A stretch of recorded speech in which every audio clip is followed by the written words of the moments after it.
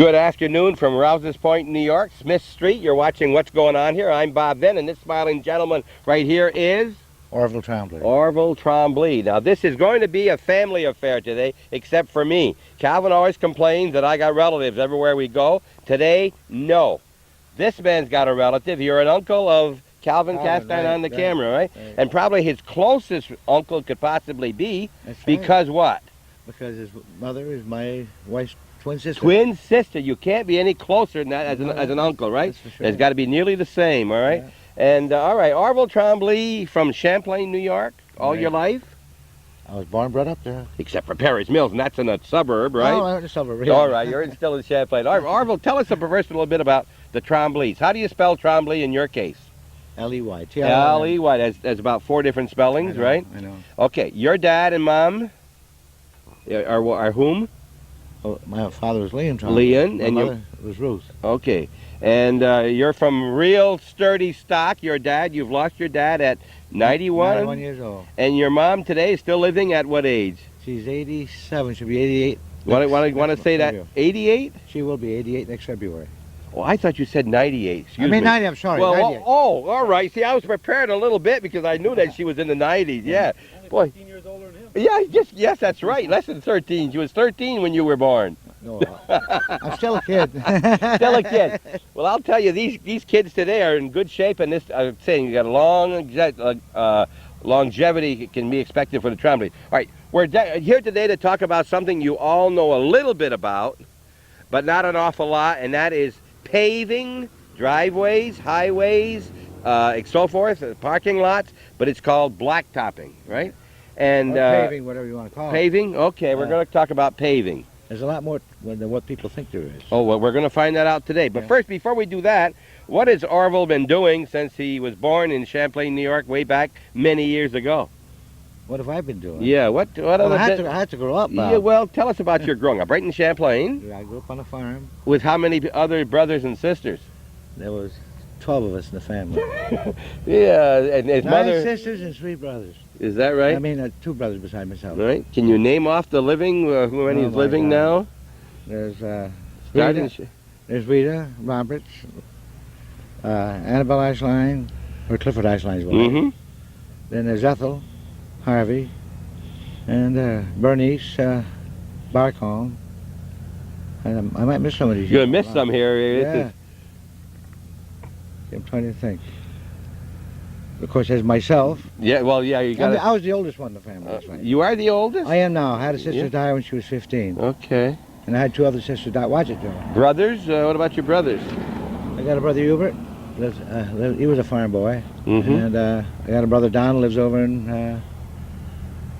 He's up, I think, in Oregon right now. Oregon, all right. You got a sister Doris? Doris, and there's Pauline. I think I covered them all. It's tough when you got, and then there's 9 living, you said, right? Now, all right. I should have wrote that down before Come on. Now, let's get into something easier. This family is not going to decrease that much because how many children do you have? 3 and 3. 3 and 3. Now, you married a Trudeau, right? Right. Noella? Right. Trudeau, okay. And she's from a family of 19 children. and as a result, you came up with 6 of your own. That's right. All right, let's name some of those and see. We're going to meet Larry. Larry. And Joey today. And Perry. And Perry. Right. All right, and now name who are the others? Cindy, Marcia, and Lisa. Okay, and Lisa is Mrs. Cardin. Cardin. Right. Dale Cardin. Right, and Cindy's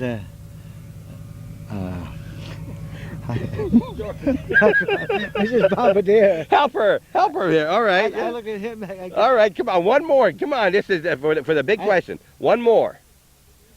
Marcia. Oh, Marcia's not married now. Okay, terrific. All right. Now, half the program's over, and all we did so far is hear about Trombleys. All right. Okay. You started blacktopping when you were real young. When did you start blacktopping? 30 years ago this year. All right, so that's 1961. That's right. What'd you do before that? Well, I farmed it for my father till I was 31. Right. Then I went and bar business, which I hated. That was at the Midway? Yeah, I run the Midway for 3 years. Midway restaurant? Yeah, that's was. I didn't like that too well. It's located now, you know, halfway between Champlain and Chazy on the west side of the road. We'll be talking about that Midway later on with our coverage of Honeymore Corners. That's part of that same area we're talking about. Right. All right, then you also had some pinball machines, music machines. And jukeboxes. And jukeboxes. Oh, yeah, those shuffle alleys. That went on for a number of years, right? I'd say about 25 years. How big of an area did you cover? Well, I was into Plattsburgh, Ellingburg, Keysville, Cadyville. Okay. After all this hard work, you decided to go into something easy, like blacktopping. Yeah, I like that. You like that? Okay. Now, what brought you to blacktopping in this area? What gave you the idea of starting a business such as this? Well, I worked at it 2 different summers. Where? I worked for Harry Alpert. He was a contractor out of Plattsburgh. Uh-huh. I worked as a raker, and I worked for Ray Bushy's father, which is Walt Bushy. Then you said, well, if they can do it, I can do it better, and you started your own business? I wouldn't say that. But you're doing, all right, you started Northern Blacktopping, 1961.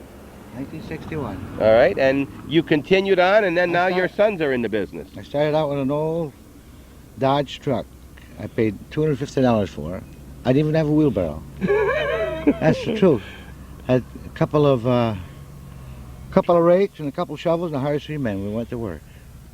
And we had done everything by hand. There was no pavers, none of that stuff. Everything was done by hand. You remember your first 3 men? Yeah, I do. What was it?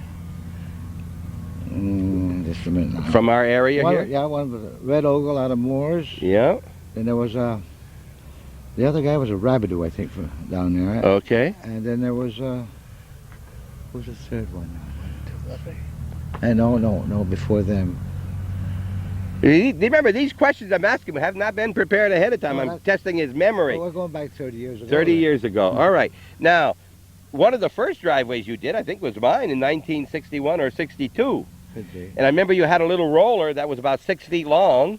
One-ton roller. 1-ton roller, and you put my driveway in, and it's still there 30 years later. In the meantime, we put a 2-inch cap on it about 7 or 8 years ago, and so it's going strong. I was building them too good then. See, they lasted too long. They lasted too long. All right, but there came a time when you said, okay, you want to get out of business, and you sold to your son? Well, I had to go out of business. One son owns it, or 2, or?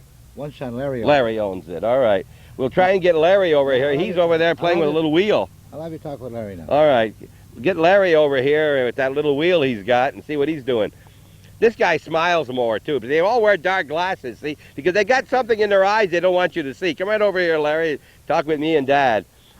Good morning. Good morning. Larry Trombley, and you live in Champlain, Plattsburgh? Plattsburgh. Plattsburgh. See, he moved out of the area, moved to Plattsburgh, see? The city. Made all the money here, went down into the big city. Larry, how long have you owned the business? I took it over in '82. Well, see, he uses a different word than I say. When I said own, see, he knew right away. It's not quite his yet, probably. Still making payments, I assume, to Dad. So he took it over in 83? 82. 9 years ago. Yeah. How old are you, Larry? I'll be 37 this fall. Yeah, done. You've got a good start going, haven't you? Good stock there from the Leon and Orville and down and the Trudeaus, right? You got to have another 40, 50 years to do this business. The tradition continues. Eh? Okay. How many employees do you have now? On the paving crew, we run a 7-man crew. Sealcoating, there's a 4-man crew, and then there's Joey out in the field all the time. So. And you got a bookkeeper. And then, of course, Mom does the books. Mom does the books. Okay. Who is Joey? Who's that?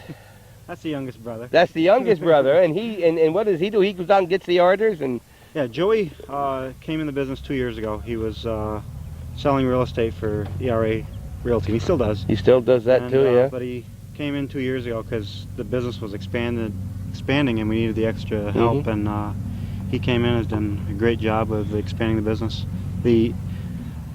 Everything was there to expand. We had all the equipment. I just didn't have the time to devote as much time as I needed to for the maintenance end of the business, seal coating, crack sealing, and stuff. And then Joey and I talked a couple winters ago, and the timing was just right. So he came in, and it's worked out real well. Well, now, what do you mean by seal coating? What are we talking about? We've seen your ad on Channel 21, but tell us what that means, really. Okay, well, your coating is the seal coating is a maintenance item you put on over your asphalt. Asphalt, like anything else, starts to deteriorate once you put it down. The Trombley asphalt too?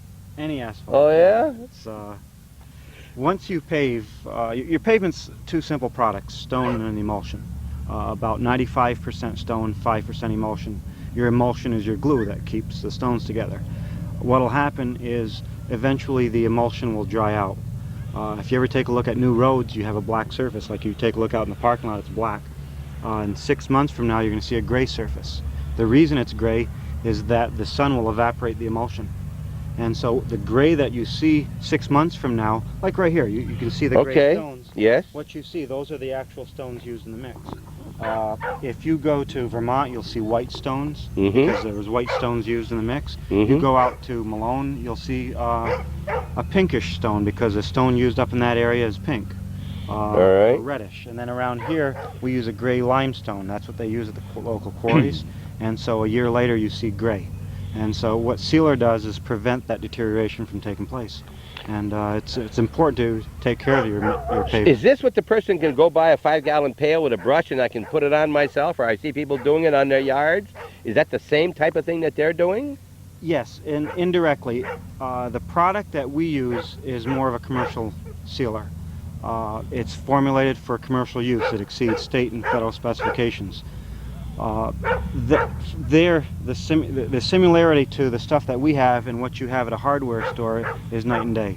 The stuff you buy at a hardware store probably has about 35% solids.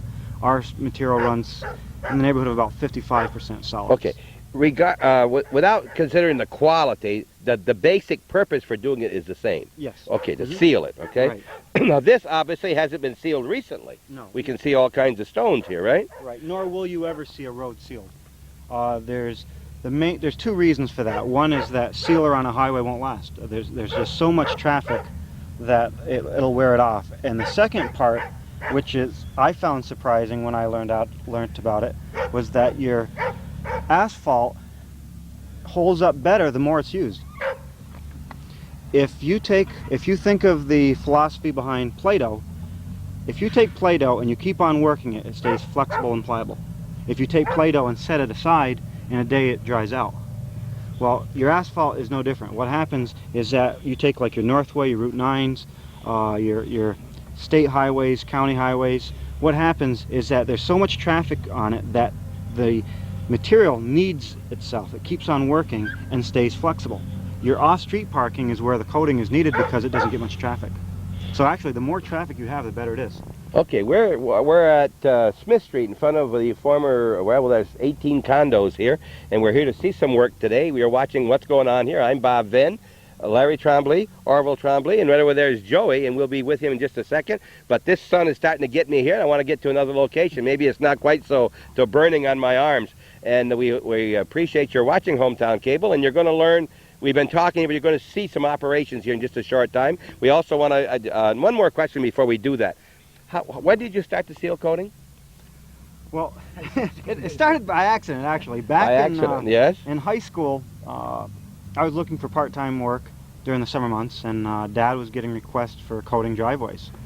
And so Dad basically said, here, go out and seal coat these driveways. It started from that, and originally it was just doing driveways. When I went in the business in '76, I could just see that there would be a need for this market, and we just went into it. And when we originally started out in seal coating, I mean, it was basically 5-gallon pails and foot-wide squeegees. Now we're to the point now where our seal coating business alone has over $100,000 invested in equipment. All right. Now,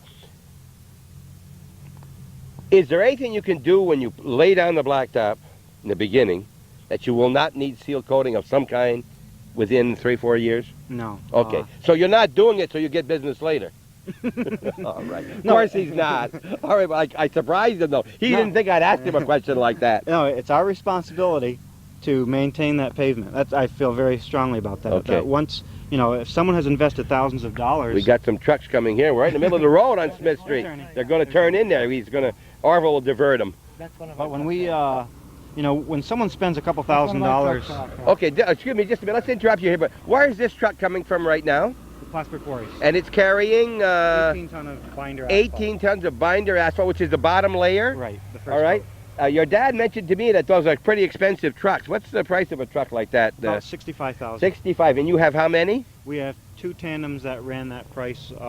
And we also run one older unit, which is a 1980, which is around a $15,000 truck right now. So my first thought would be this is not all profit again. So you buy the asphalt already made, so much a ton, so much a yard? So much a ton. Right. In Plattsburgh? And that's a round trip of close to 25. You rent this truck? Yes. Yeah, on a big project like this, it's much more economical to hire trucks so we can... All right, so you don't need more than 3 trucks normally, but because of a big project. Larry's talking with this driver from the rental, Katyville, New York, Huntley Trucking. And we're going to get closer in here, but before, again, I just want to finish this thought while we're at it. 3 trucks is normally enough for any job you normally do? Or do you rent them when you need them? Okay, the only time that we'll rent trucks is on a bigger project. You take something like this here, we're going to be probably putting down in excess of 400 ton today. Today? Right. We couldn't do that with our trucks. It's just not physically, possible to send these trucks to Plattsburgh enough time to make 400 ton. Will you go beyond 5 o'clock? Whatever it takes to get it? I don't think we'll be going much beyond 4:30. Okay. Yeah, the plant closes at 4, so we've got to make sure that whatever the material requirements we need are in transit before they shut down in Plattsburgh. Okay, we'll be right back. We're going to go over to a different location. Just a minute. All right, we're now here, and Larry's just stepped away. Now this truck just came in, and they're emptying. Can you want to tell me what that, Joey, or here, or someone can tell me what they're doing? Why is that truck backed up to that yellow machine right there? They're just emptying the binder into the paver. Now the binder is the material into the paver, all right? There you can see Calvin's getting the shots now, and that's the material as it comes off the truck, and it's hot, right? Yes, very hot. What that machine will do, it will lay it out like a path, like what you see right here. All right, you're talking like this, it lays it out in a path, right, and it gauges it so thick you can lay out the thickness? There's wheels in the back of the machine that they can gauge the inches that they need. And normally they go 2 inches on a binder coat. That's about over 300 degrees at asphalt when it comes 300 degrees on the asphalt at this point. One more thing, I've been very remiss. This is Mr. Real Estate himself right here. This is Joey Trombley. See his picture on that, in the classified in Plattsburgh under real estate and the $1 million sales and all of that, huh? Yeah. One of the top salesmen in the county? No, well... The top? No, not in the top. One of the top ones in my office. Okay, terrific, Joey. Hey, you ought to get Jim in here. The oldest guy. Okay, here, now what's happening here now? The truck does not spread it. The paver? The paver. The paver that has the material on will... Now where is he going now? Waiting for the paver to come? I think he's just trying to measure the width as to how wide they want the paver to go.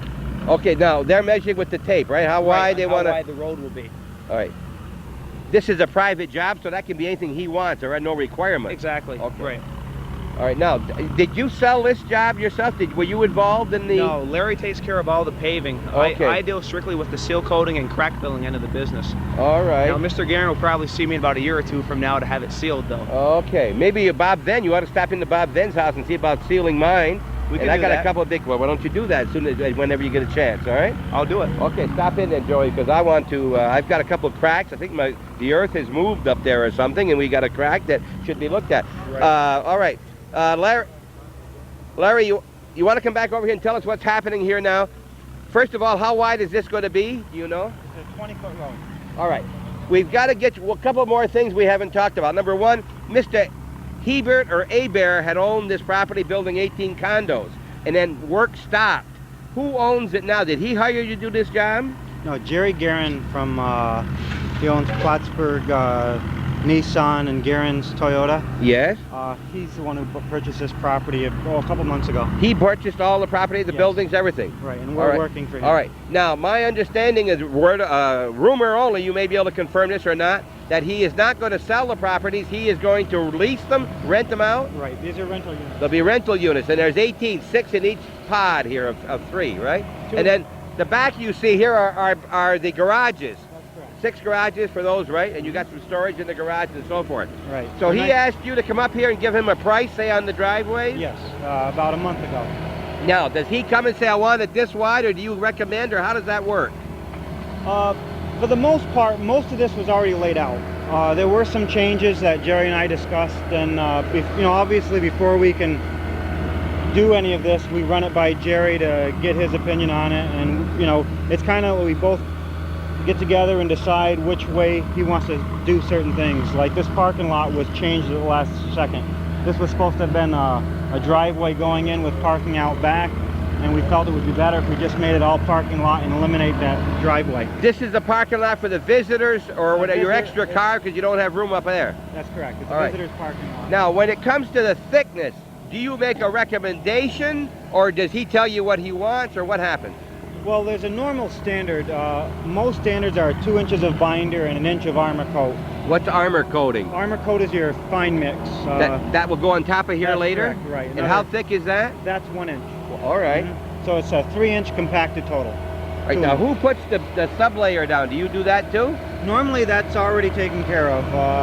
Either that or I'll get together with another contractor and he'll put down the sub base. Okay. Most of this was already down when we got here. All right, you got to realize that I'm going along here by question. I have a couple of things I'd like to know, and maybe you people out there want to know. One is, if I just build a house right here myself and I put this down, can I put blacktop the same year? Oh yes. I can. Yeah, with the way we're equipped today, we now have Vibratory Roller, which gives you immediate compaction. A lot of times in the past, if you had fresh gravel, you'd want it to set for maybe a couple months and basically let nature settle the driveway. With a Vibratory Roller, we can put gravel down at 7 o'clock in the morning, pave it at 7:15, it'll never move because of the compaction that roller gives us. All right, so what you're talking about at a home, you would do the sub base too. You would make sure to do the whole job basically. Yeah, I'm not going to hire somebody else to like they did here. Well, I don't personally do the sub base. I'll oversee it. I'll line up another contractor to prepare the sub base for me. We aren't equipped to do sub work, nor do I ever intend to get equipped to do site work. I find by concentrating on paving, you can, number one, put all your equipment, invest all your money in paving equipment, and B, your people just specialize in paving, and it just puts out a nicer product. Would that mean I would pay 2 different people, or would I pay you and you take care of the subcontractor? Either way. We've done it either way. Some people rather just write out one check, and if that's the way they like to do it, that's fine. I'll send them a proposal on doing the site work and the paving. If not, then what I'll do is the contractor will give them a price, he'll send them a bill directly, and then when I get done my end, I'll send them a bill for my end. Okay, now when did you start this job? We were here Thursday afternoon grading. Grading? We spent Thursday, Friday. Thursday and Friday we were a small crew. There's just 2 guys here. Saturday we had everybody here to line everything up, to make sure the elevations were proper and stuff. Right. Because elevation is critical. If you don't have proper elevation, you get water pockets. And obviously if you have water pockets, eventually that'll cause the pavement to break down. Now, so you started the paving today. I think I talked to your dad earlier. The actual paving was laid this morning until now. Right. This is the first day you put blacktop here. Right. We started this morning at about, I think the first load of material got here about 8:30. It's about, what, a little after 1 now, 1:30 or so? Yeah, it's 1:30, right. We've got in about close to 300 ton in now. And you said it's going to take about 400 ton to finish the job. Right, around 400 ton to finish. You think it'll all be down? It will be down today. Yes, if without any unforeseen problems, we should be ready to. The temperature is about 84 to 85 degrees. Is that ideal? Anything, actually, there is no ideal temperature. Sometimes if it gets too hot, a lot of people think, oh, if it's 90 degrees, oh, it's a super day to put down asphalt. It really isn't, because what happens is that it takes an awful toll on the men. I would guess probably, if you were to pick out an ideal temperature, I would say probably 70 degrees would be ideal. That sounds like my temperature. I love that kind of temperature myself. I don't need this sun today or even. Now, this paver that's behind the truck, does that drop the stones off heading in the forward position this way, or does it when it backs up? How does it? Okay, what happens, the dump truck backs up to the paver. Yes, we saw him do that. Okay, and he'll drop some material. Yes. That box, on the bottom of that box that holds the material is a conveyor. Yes. That conveyor will feed the back screed. Okay, so that he's going forward, but it's feeding out the back. That's Is correct. that all right? All right. And can he do this whole width one pass? No, our paver goes anywhere from 8 to 13 feet. So here we're taking two 10-foot strips. What I mean is what's left he'll Yes, finish in one that's time. correct, All right. right. And then when he gets here, we'll see him do that. And then you have rollers. You have a small roller over there, and you have a big one over here that Perry was driving. Right, And there's a third one in the back. What's the difference in the sizes? I know one's bigger than the other, but was there a reason for that? Okay, the roller out here is about a 4-ton roller. That's basic. That's here today just because as a backup.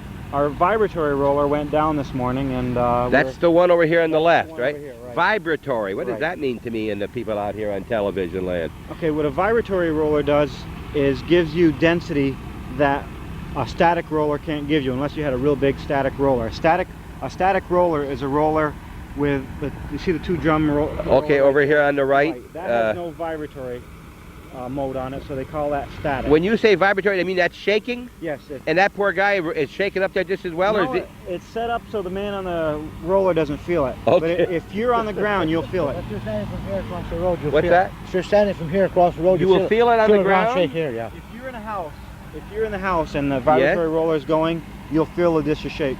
Now that's doing something to the asphalt as well as the ground underneath, doing both What at the same time? Right. What a vibratory roller does is mesh it. Not only does it compress it, but it meshes it, and it gives you a much tighter job. All right. Larry, if my question doesn't make a lot of sense, it's okay for you to rephrase it anytime you want, you know, Okay. because I'm going from a strictly what I can see, and I doesn't necessarily mean what it is, all right? You understand that? Sure. I don't pretend to even be a 10% professional. I know I've seen your work at my house twice, my driveway next door, you've done. We've always been very, very satisfactory, and I know you're doing an awful lot of work all over. You cover what area? All the county? We've gone as far away as Potsdam, as far south as Ticonderoga. To do driveways? No, normally that's commercial work. We have a lot of contractors that we do their work, and if they have out-of-town jobs, obviously we follow them. Excuse me, but now is that tractor pulling that machine? Yeah, apparently they must have, sometimes on a curve like that, and with this type of stone here, the stone came out of Canada, and there's not much body to it. When you say the stone, you mean the base? Right. All right. Base. And what happens is that sometimes on radiuses, on the curves, Mm-hmm. she'll get stuck, and the paver has to be pulled. That's got to be one of the hardest jobs when you're doing curves like this rather than the straightaway? More time consuming? More time consuming, because on a straightaway, your dump truck backs up to the paver and can shoot out a whole pass. On something like here, we have to dump, and the dump truck has to pull ahead. It's a much slower process. Would it make more sense if we went around behind and watched him do that from behind there so we can see what's happening? Sure. Okay, we'll do that. We're going to move our positions, and please don't go away. You're watching what's going on here. Our focus today is Northern Blacktopping. Orville Trombley, Larry Trombley, and Joey Trombley, and Perry Trombley. The Trombley tribe are here, and I'm saying that very politely, but I say the tribe. We know the Trombleys very, very well. Bob Venn here, Calvin Caston on the camera. He's a nephew of Orville Trombley and a cousin of Joey and Larry and Perry. And I don't have any relatives here, so today I can say anything I want. Be right back.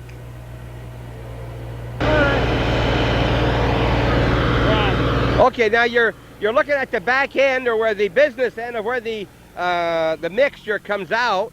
And while we were walking over here, your dad told me that truck is not pulling that machine. The machine is pushing the truck? That's correct. Explain that a little bit to me. Maybe I already said it, but why would that be? Well,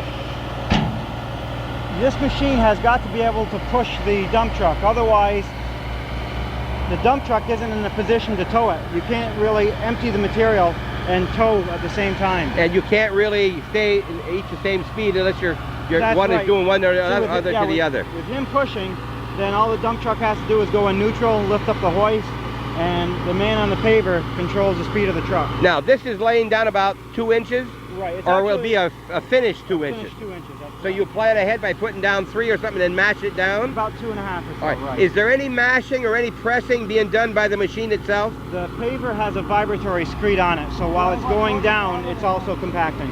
All right. It's semi-compacting. All right. You want to get up closer and see what we can see here? We're going to walk up a little bit closer, and maybe they can explain what is happening. This is a 2-man operation, Larry?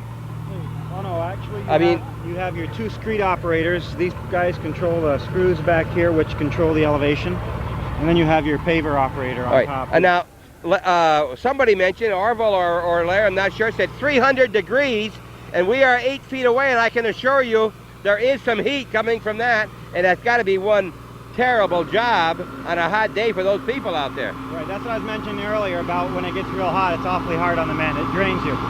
It would be great in the winter, but you can't do it in the winter, right? Right. Now you see the red line or the orange line on the side. That's where they're trying to get the edge up to. And who is steering that? And how does he know so well from where he is? Well, see, he's got the general direction. Because of the other edge? Well, my brother on the end is controlling the screed. See the screed pop Oh, out? he moves it in or out. Right. All He adjusts right. accordingly. Okay. Now, what he's saying is that this unit here, about a foot on each side, will go in or out to make the, what do you call it? A hydraulic extension. It A goes hydraulic anywhere- extension, so you can actually make it the width you want. Right, we can go from 8 foot to, I'm sorry, the screed itself goes from 8 to 13 foot, so each screed will go 2.5 feet. Okay, so you can, all right, so he just one, it does the same on the other side, or does that one stay steady? No, they both have that ability. So with a touch of a toggle switch, we can control it from 8 to 13. Now, if you put a half an inch too thick, the owner's not going to complain, No. but your bookkeeper's going to complain. I'll complain. And it happens to be your mom, right? She's the bookkeeper? Yes. All right, this is a family affair, I'm telling you out here. And one thing your dad said way back that Calvin picked up is that your dad had to sell the business. Now, Orville, you didn't mean you had to sell it. What do you mean by I got too old to run it. All right, you don't mean it was a financial, No, nothing no. your wife didn't say sell it or else. No. It was, you're getting too old. Yeah. We told you that 8 years ago, and it was 8 years ago you sold it.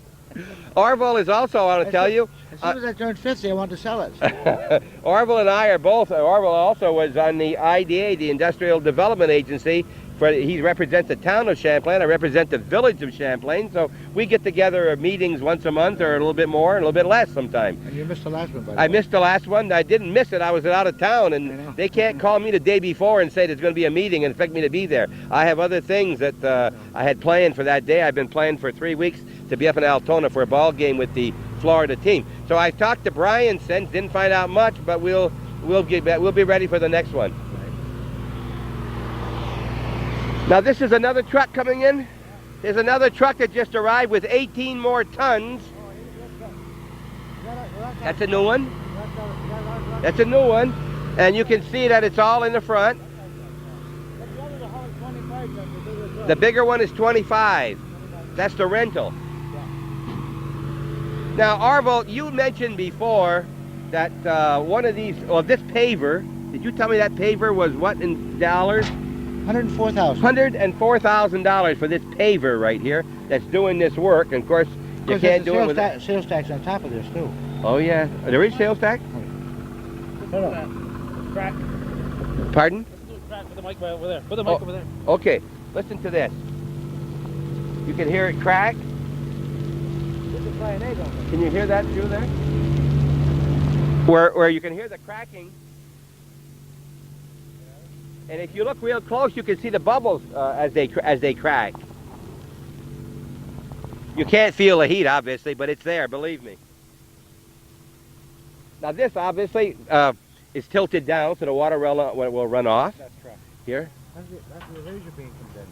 Now, part of your job is to bring something back up to the edge and do the skirt here, whatever you call it? No, the homeowner does that. When we get done, they'll come back here and feather up to the elevation of the asphalt. That would be this kind of a job, a commercial job, or a homeowner, either one. That's correct, right. All right. What else? Something else Bobby didn't Yes. tell you. That paver screed, you can crown your asphalt like this. In the middle. That's right. You get a pound out of it. Does that happen? You do that in driveways where you go both ways, or? Once in a while. But now, wouldn't the roller bring it down afterward and bring it down, or does it? Still hold that crown. It would hold the crown like that if you wanted it to. Huh? Now here's the little roller going, and now this is the new one over there that's not running. You said? That's right. It's a brand new one, right? 3 years old, yeah. And we're talking how much money? $35,000. $35,000, and it isn't working. You know how you feel when your car don't start when it's a $15,000, $35,000, and it's waiting to make money for these people who have expenses, right? That's correct. And now, do you always go with the grain, or can you go both ways afterward, or what do you do with the rollers? We sometimes, that cross grain, we call it cross rolling. We do that when it's wide enough. On roadways, it's difficult to do that because you'd be taking such short strips. But like in this parking lot here, you can see the way the rollers Yes. are. My brother was cross rolling it a while ago. I saw that. Now, tell me, the open land we see all the way out, does it all belong to Garen? All the way over in that other, next as far as the road, do you know? I'm aware of the property line being to where they're cutting the grass right right now. about in that area. Where the weed eater is. I don't know it. Oh, he did buy that? Oh, he just bought that. Okay, so... Right. Probably could build a house or something else there. All right. He had to do this for drainage. There was... One of the problems they had here was some bad water problems. Supposedly there was water up in the basements a foot or so, and this here should alleviate a lot of that problem. What's this noise we're hearing? What's cracking? Well, that's just the asphalt cooling down here as it's... And then, of course, as they come over with the roller, if you look at the roller, it's distributing water. The first thing a lot of people say, oh, can you pave when it's raining? In a light rain, it doesn't hurt asphalt, because the first thing we put on asphalt is water. Water. If you take a look at that roll, there has to be a steady stream of water on it. And a lot of water stored in the back? Right. And we'll see here at Crackle now. Yes. Okay, you can see it right here. Look. Looks like you're frying an egg. Well, what's happening, that's that water boiling, and that's the cracking here. If you put a frying pan on it, you could probably fry an egg on there, couldn't you? Oh, I would believe so. I would think so. I would hate to fall in it. Yes, in your hand, anything, right? You're just going to burn it like and it would cling to you, right? Yes. It's going to cling. So that. Well, I'm going to step back about 1.5 feet now, based on that last information. To get away from that that clinging. Have you any idea how many running feet you have in this job? I don't mean square feet, but the running feet all the way around. Boy, this There's got to be roadway- 1,000. Oh, this roadway was 400 and some odd feet. Out back was about 250 feet. There's over about 4,300 square yards total here. 4,300 square yards. Right. And you figured 4,400 tons? How many? No, about... how many tons did you say? overall, you're looking at there's about 420 some odd ton of binder this calls for, and then about 250 armor coat. Right, we're talking figures that you don't, I really don't know what I'm talking about here, and I'm not sure I'm helping you by saying these things, but how soon can you lay the armor coat down afterward? Normally we go on it the same day. Same day? Right, but of course by the time this project, we're going to be lucky to get the binder in today, so obviously the finish coat would go on another day. Jerry's asked us to leave the project for about a week so he can shape up the outside without disturbing the finish coat. And so in a week from now we'll come back, put the finish coat on after he's had a chance to finish doing the landscaping around here. You've done work for Jerry before? Yes, right? numerous times. We've done work for him up his places in Plattsburgh, the old Plattsburgh Nissan, Garen's Toyota, we've done work for him there. We've done his home driveway. All right. Now, your brother said, Joey said, ask Larry about the laser, Laser what? Laser transit. Laser transit. Yeah. Can you explain that to us over here, maybe? Okay, sure. We're going to move over and look at this machine over there. That yellow-topped tripod is a laser transit. And I don't know any more about it at this point than you do, but we're going to go find out from Larry and Orville Trombley.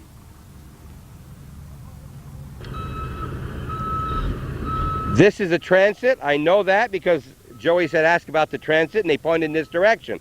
All we know about a transit is what we saw with Jules Treya over on the new project at the shopping square in Champlain. And we know you look through here and you set it, and if it falls within a certain range on this board here, then you know you got a certain height. Is that correct? Right. Can you just turn this so you can see if it within a certain area? But I don't know any more than that, so we're going to let Larry tell us based on what he thinks I know, based on what I just told him. Okay, this here's what they call a laser transit. What it does is eliminates the one man behind the tripod. Normally there's a man behind the transit shooting elevations to a man holding the stick out in the field. Well, with this here, this sends out a revolving beam of about 400 feet, a 400-foot radius. If you look down here, you can see this spinning. I don't know if you can pick that up, Calvin. It is spinning, and that's the beam, and I'm within the beam. Now that beam sends out a signal, and this target picks up that signal.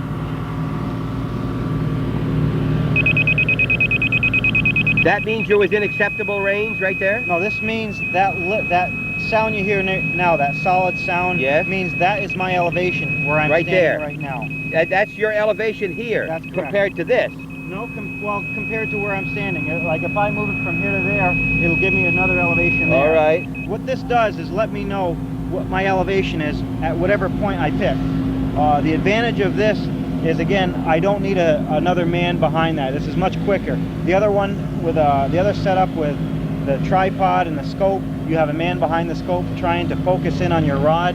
This here can be, you can get an elevation reading in a matter of seconds. What's also important is that it's very accurate. We can be within an 1/8 of an inch or a 1/16 of an inch. Are you serious? Oh yeah, in 400 feet we're within a 1/16 of an inch. Now, all this leads me to believe that these items are priced based on how much money you can save, like one person, and the convenience.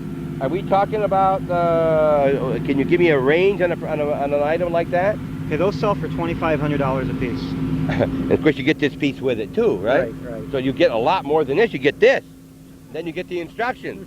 But the overall man in charge of the project, is that what I want to say about Perry? What are we saying here? Perry's in Come here, Perry. You tell me what you are in this project. This Perry is the other. Who does he look like? Look at this. Look at this.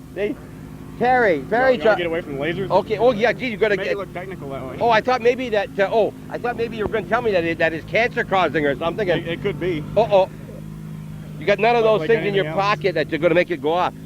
Your brother Joey said that you are what is your title on this job? Tell me. Anything really. Anything really? No, that's not true. You're the guy that's here all the time. Yeah. All right. So that you might as well say that you're in charge at the job until that man comes and tells you what to That's do. right. That right? Yeah, but you that's know for who did he answer to? Right over there? Yeah, Orville? sometimes. Not really. All right. At one time, maybe. but not now. All right. Perry, where do you fall in the age group with these brothers? I'm in the middle. You're in the middle, Larry's huh? 36, I believe. 35? 36, yeah. Joey's 30. Oh, God, they're telling your ages now. So you're 34? I'm 33. 33. All right. He won't let me put a year on. All right. How long have you been, did you working with Dad before you started Yeah, I with started in Larry? high school, I think 72 or 73. Probably 73 when I started. You were one of those high school kids that had money when you went out at night, huh? No. You, Not come really. on. Huh? You had a Not too much. little bit of spending money? No? A little bit, maybe. A little but- bit. All right. So now, wait, are you here when the job is, when he plans the job? Are you part of it, or does he tell you afterward what he's planned and you go ahead from there? How does this work? A lot of times I'm not here, but a lot of times I am. And when I'm not here, he's pretty much got the job set up. And a lot of times I'll change it on him. You to the better, of course. Well, I try anyway. Of course, yes. All right. Now, what do? You run that big roller I saw you before, Yeah. and then what else? You were also on the. They're missing you over there when they're. Look how far they are now, Calvin, up the road. They're on their way out on the left portion, half of it. They're halfway out to the highway already. And that's that second truck that we saw. All right. And they got a regular. All right. Actually, we probably got a little bit of gravel up there. It's not spending so much. Which one is Perry? I wonder. Yes, I know. Calvin's pointing at you. First cousins are like that, right? No, they're hard. They're hard. All right. They make it hard on you, but You never got your mother mixed up with his mother? They're not No. identical, right? no, they're twins, but they aren't identical. They're no. identical. All right. So now tell me again. You run that machine over there? Do other people can do the machine? For the most part now, I'm on the paver. For the longest time, I was running the roller, and then the way things worked out, I'm on the paver more than on the roller, actually. Right. If someone else is on the paver, but is in the spot you were, is he in charge of the paver, so to speak? Yeah. He's controlling the width. Who's ever working the paver is obviously in charge of the paver. Well, yeah, but the guy's driving, and I thought the driver was really the big man, but he's not. He's steering, You're right. and he's doing what the man was doing with the squeegee or whatever that comes The out. hydraulic sides. Yes. See, we've got lines we paint on, or I strings saw to follow. those. We saw those out there, yes. And a lot of times the operators, whether the truck's pulling or whatever, or the gravel's giving way, he can't follow the line. So the guy running the back of the paver, he's got the option with the hydraulic sides to pull out to find the line Okay. again. Now, I don't know if this is the job for which I go. It's not Joey. He's in with the coating. But if you're doing this job, and you got to come back here in a week to put this final coat on, roughly a week. Now, where could you be tomorrow to do a job? You got to move this equipment, right? Yeah. If you had another job tomorrow, I mean, a driveway? Are you asking what our range is? Yeah, no, but how far would you possibly go? Have you got something scheduled for tomorrow? How far away? Again, that's Larry's call. That's Larry's call. But, All right. He'll put us anywhere from Rel's Point, where we are now, to Lake Placid or Messina. Not the next day, like this. Oh, yeah, And then come, oh yeah? That far you'd move, Yeah, huh? we'd start out earlier in the morning if we have any distance at all to travel. You have to load all these things onto trailers, right? They all are moved onto trailers, obviously. They're like a carnival. They're what? They're like a carnival, yeah? And they told me sometime when you get all the brothers together, it's more of a circus. That's right. All right. Well, listen, I'm just about out of what I consider good questions. Excuse me, that's our grader. That's what does the big job right there. That prepares everything. This is what does the basic, Grading. the grader that grades the ready to do it, right? And Jim is a grade man. Jim, Jim Duffy. He's been with us 28 years, or 29 years this year. is that right? It's pretty near when you started, huh?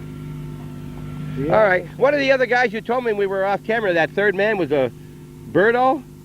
Oh, yeah. That started with you way back when you originally started this 30 years ago? Yeah. All right. And where are you living, Perry? Champlain. In Champlain. What else can you tell me that I haven't known enough to ask you about this job here today? Well, I'm not sure what you've already covered. That is your good point. Good point. You're exactly right. This is one of the troubles we get into when we talking with 2 or 3 different people, particularly if they're brothers, Right. because they don't think the same. That's for sure. Don't laugh, Joey. Your turn's coming. All right. All right. Now, by tonight, Mm-hmm. you will have this basic layer down. Right, the base coat should be down. Okay. Is there anything you have to do then before you can leave? Before you got to come again? I mean, is there anything you got to, what do you touch up before you leave? Do you have to Okay, pull the stakes or what? Well, we'll clean up, any strings and stakes lying around and any, like big stones you see that we Yes. picked up. All right, you'll pick up things like that? Things like that will be cleaned up. All right, what he's talking about is like a big stone here, the big stone's over in front of the truck, because you don't want to leave a messy job even though you're not finished. You're trying to pick up as much as possible. All right, They still have to do their landscaping yet. So as far as like this edging you've got here, that'll all be taken care of when they do the landscaping. But anything, like I was saying, the big stuff, we'll take care of. the man who was cutting the grass over there before we saw is nothing to do with your project at all. No, All right. I think he was here getting the base ready for us. All right. Now, do you work on this laser also? Sure. Okay. You're usually the one that carries the stick that Larry has? When I'm checking elevations. Okay, now, you see, we know what it does, but we don't know why. What are we talking about? Why is that done? Why do you have to have this? Why do we have to have it? Yeah, I mean, it makes Just so simple you to you, but... Well, in this plain sense, just to know where your water's going. That's That's the whole fine, idea. but how do you know? All right. Okay, how do I know? All right, now let's say, Explain to him. here, on the other side of this Right. driveway Right. is higher than this side. Right. How do you know that except you can see it? Well, How did you I plan I it? can show you with this. All right, why don't you do that and you can give me an idea what we're talking about. Very important. Very, very important. All right, Perry is now leveling, he told me. Does that mean that doesn't mean it's level? That means he's on the right elevation. Okay, but that means that this is now level, not with the ground, No. with true level. This is level. I mean, I could have any leg, any height that I can level the machine off. Now it's got a safety feature. If I should lock this leg off, Yeah? that'll stop. Oh, it will, In a okay. minute or so it'll stop. So you would know, okay. No, that's an exaggeration. But Yes, it could okay. be off a little bit, and if you don't realize it, you could be picking up the wrong reading. All right. But this is made where if it does get kicked out or whatever, well, you can see where it stopped now. It'll quit turning. Okay, it stopped turning on the bottom. Right, Okay, so you will I'll stop set- giving I'll set it back to You're level going to now. set it back to level.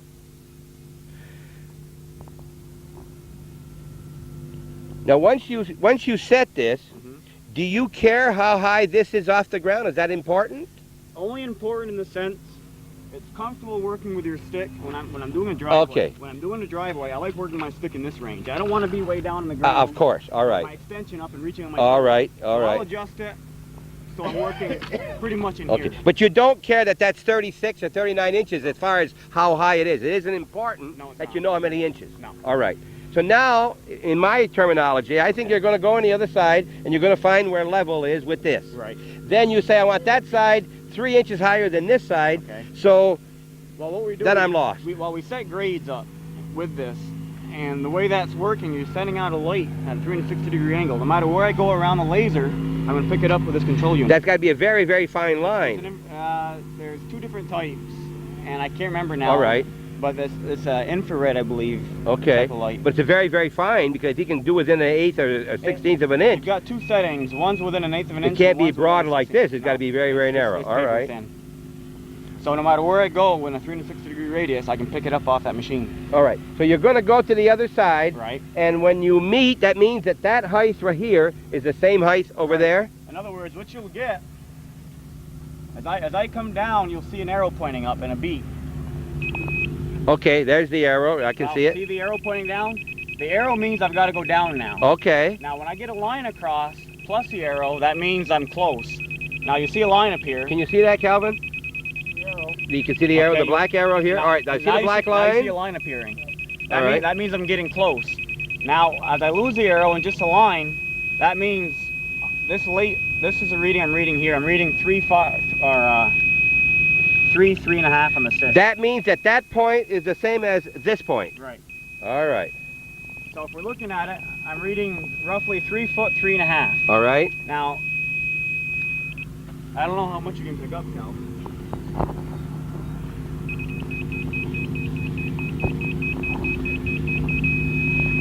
This area now, I'm reading 3 foot 4 3/4. And now the reason for that, if I may, is because the ground has gone down here. It's an inch and This- a quarter difference. All right, there's an inch and a quarter difference between here and over there. Right.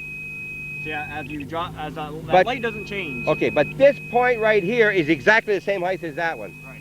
All right. Well, on the stick. On the stick, Right. yes, yes. But because the numbers change, I know my elevation has dropped an inch and a quarter here. All So right. This doesn't change per se. This Okay. stays- wherever this stick goes up and down lets me know what I All right. elevation. So now, does that mean that when that the base has to be at that angle? Right. 'Cause you can't control it by the paving, can you? A little bit, but In this type of operation, no. You want to get your base graded, so then when you pave, you're putting down a consistent layer of asphalt, and you've already picked up your level. Your I know grade. you did at one of my houses. I think on the back part, because I wanted. You got about this much, and maybe something underneath, but it's about that high above the ground where the end of the driveway, because I wanted it to be level, and I Right. didn't want to fill it in. Right. All right, and that's the way you work this all around. How often do you have to use that from here, let's say, to the building? You're going 150 feet there. We'll go every 25 feet or 50 feet, depending. Now, when we're doing tennis courts, I'd like to mention this because it works great for a tennis court. The way a tennis court is set up, you're generally a 60 by 120. That's the size of a tennis court. All right. And the proper way to do it is on your 120 length, you want to have it perfectly level. That way there, no matter what side of the net you're on, you're not hitting uphill or downhill. All right. Okay? Yes. But you do have to get water off.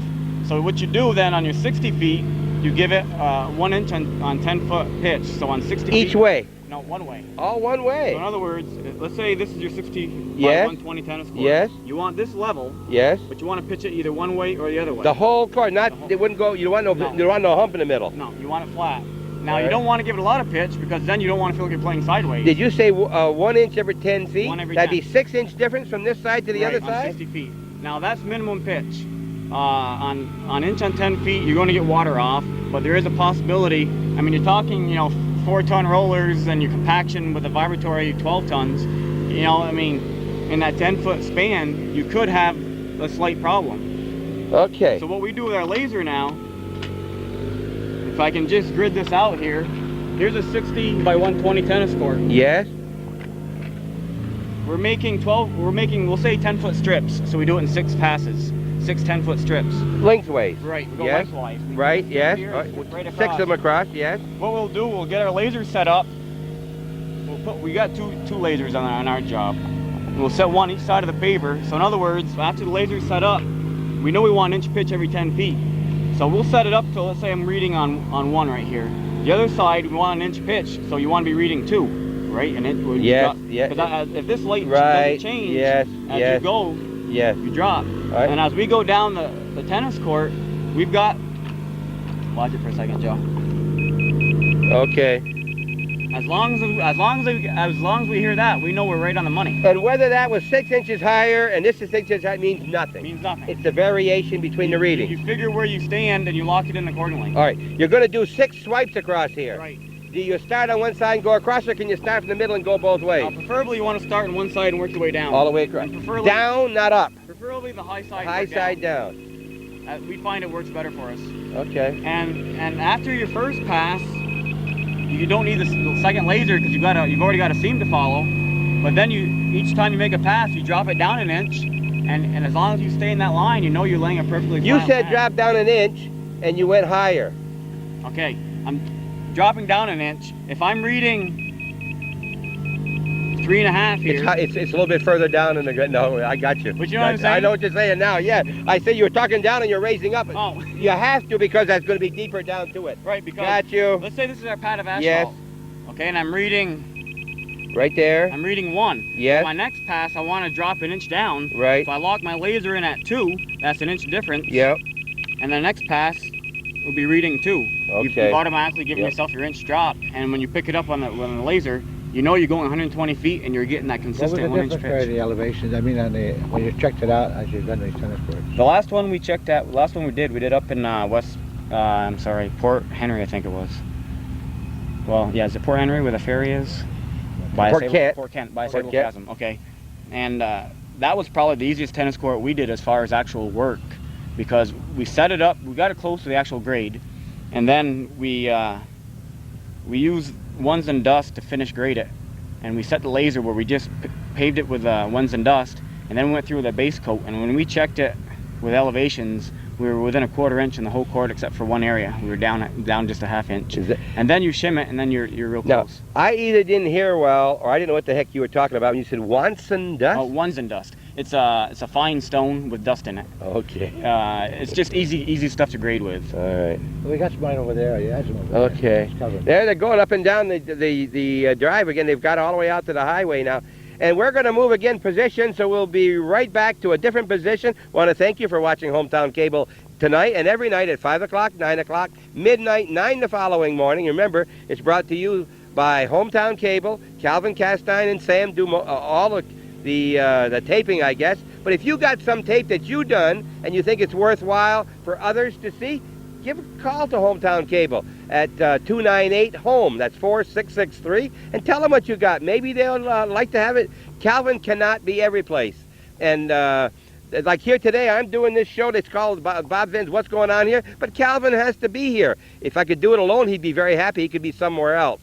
So if you got something you want to show, why don't you give Calvin or Sam a call and see if they will. I'm sure they'll consider it, and you can show it on Hometown Cable, and people will tell you, I saw your program on Hometown Cable. And if you like what you're seeing on Hometown Cable, and you are not going to give us something, why don't you send a check for $12, become a patron, all right? You know the advertising value. You've heard of Northern Blacktopping because you've seen the ad on TV. You didn't learn it only from Orville over here, or from Joey, or from Perry, or from Larry. You saw it on Hometown Cable, and you know the impression it's made on you. You're thinking of doing your driveway either basically or putting the seal coating. We're going to talk to Joey in a few minutes, talk about seal coating. What I'm saying is become a part of Hometown Cable. If you enjoy these programs, a lot of people do, please contribute a little bit to make sure they stay on the air.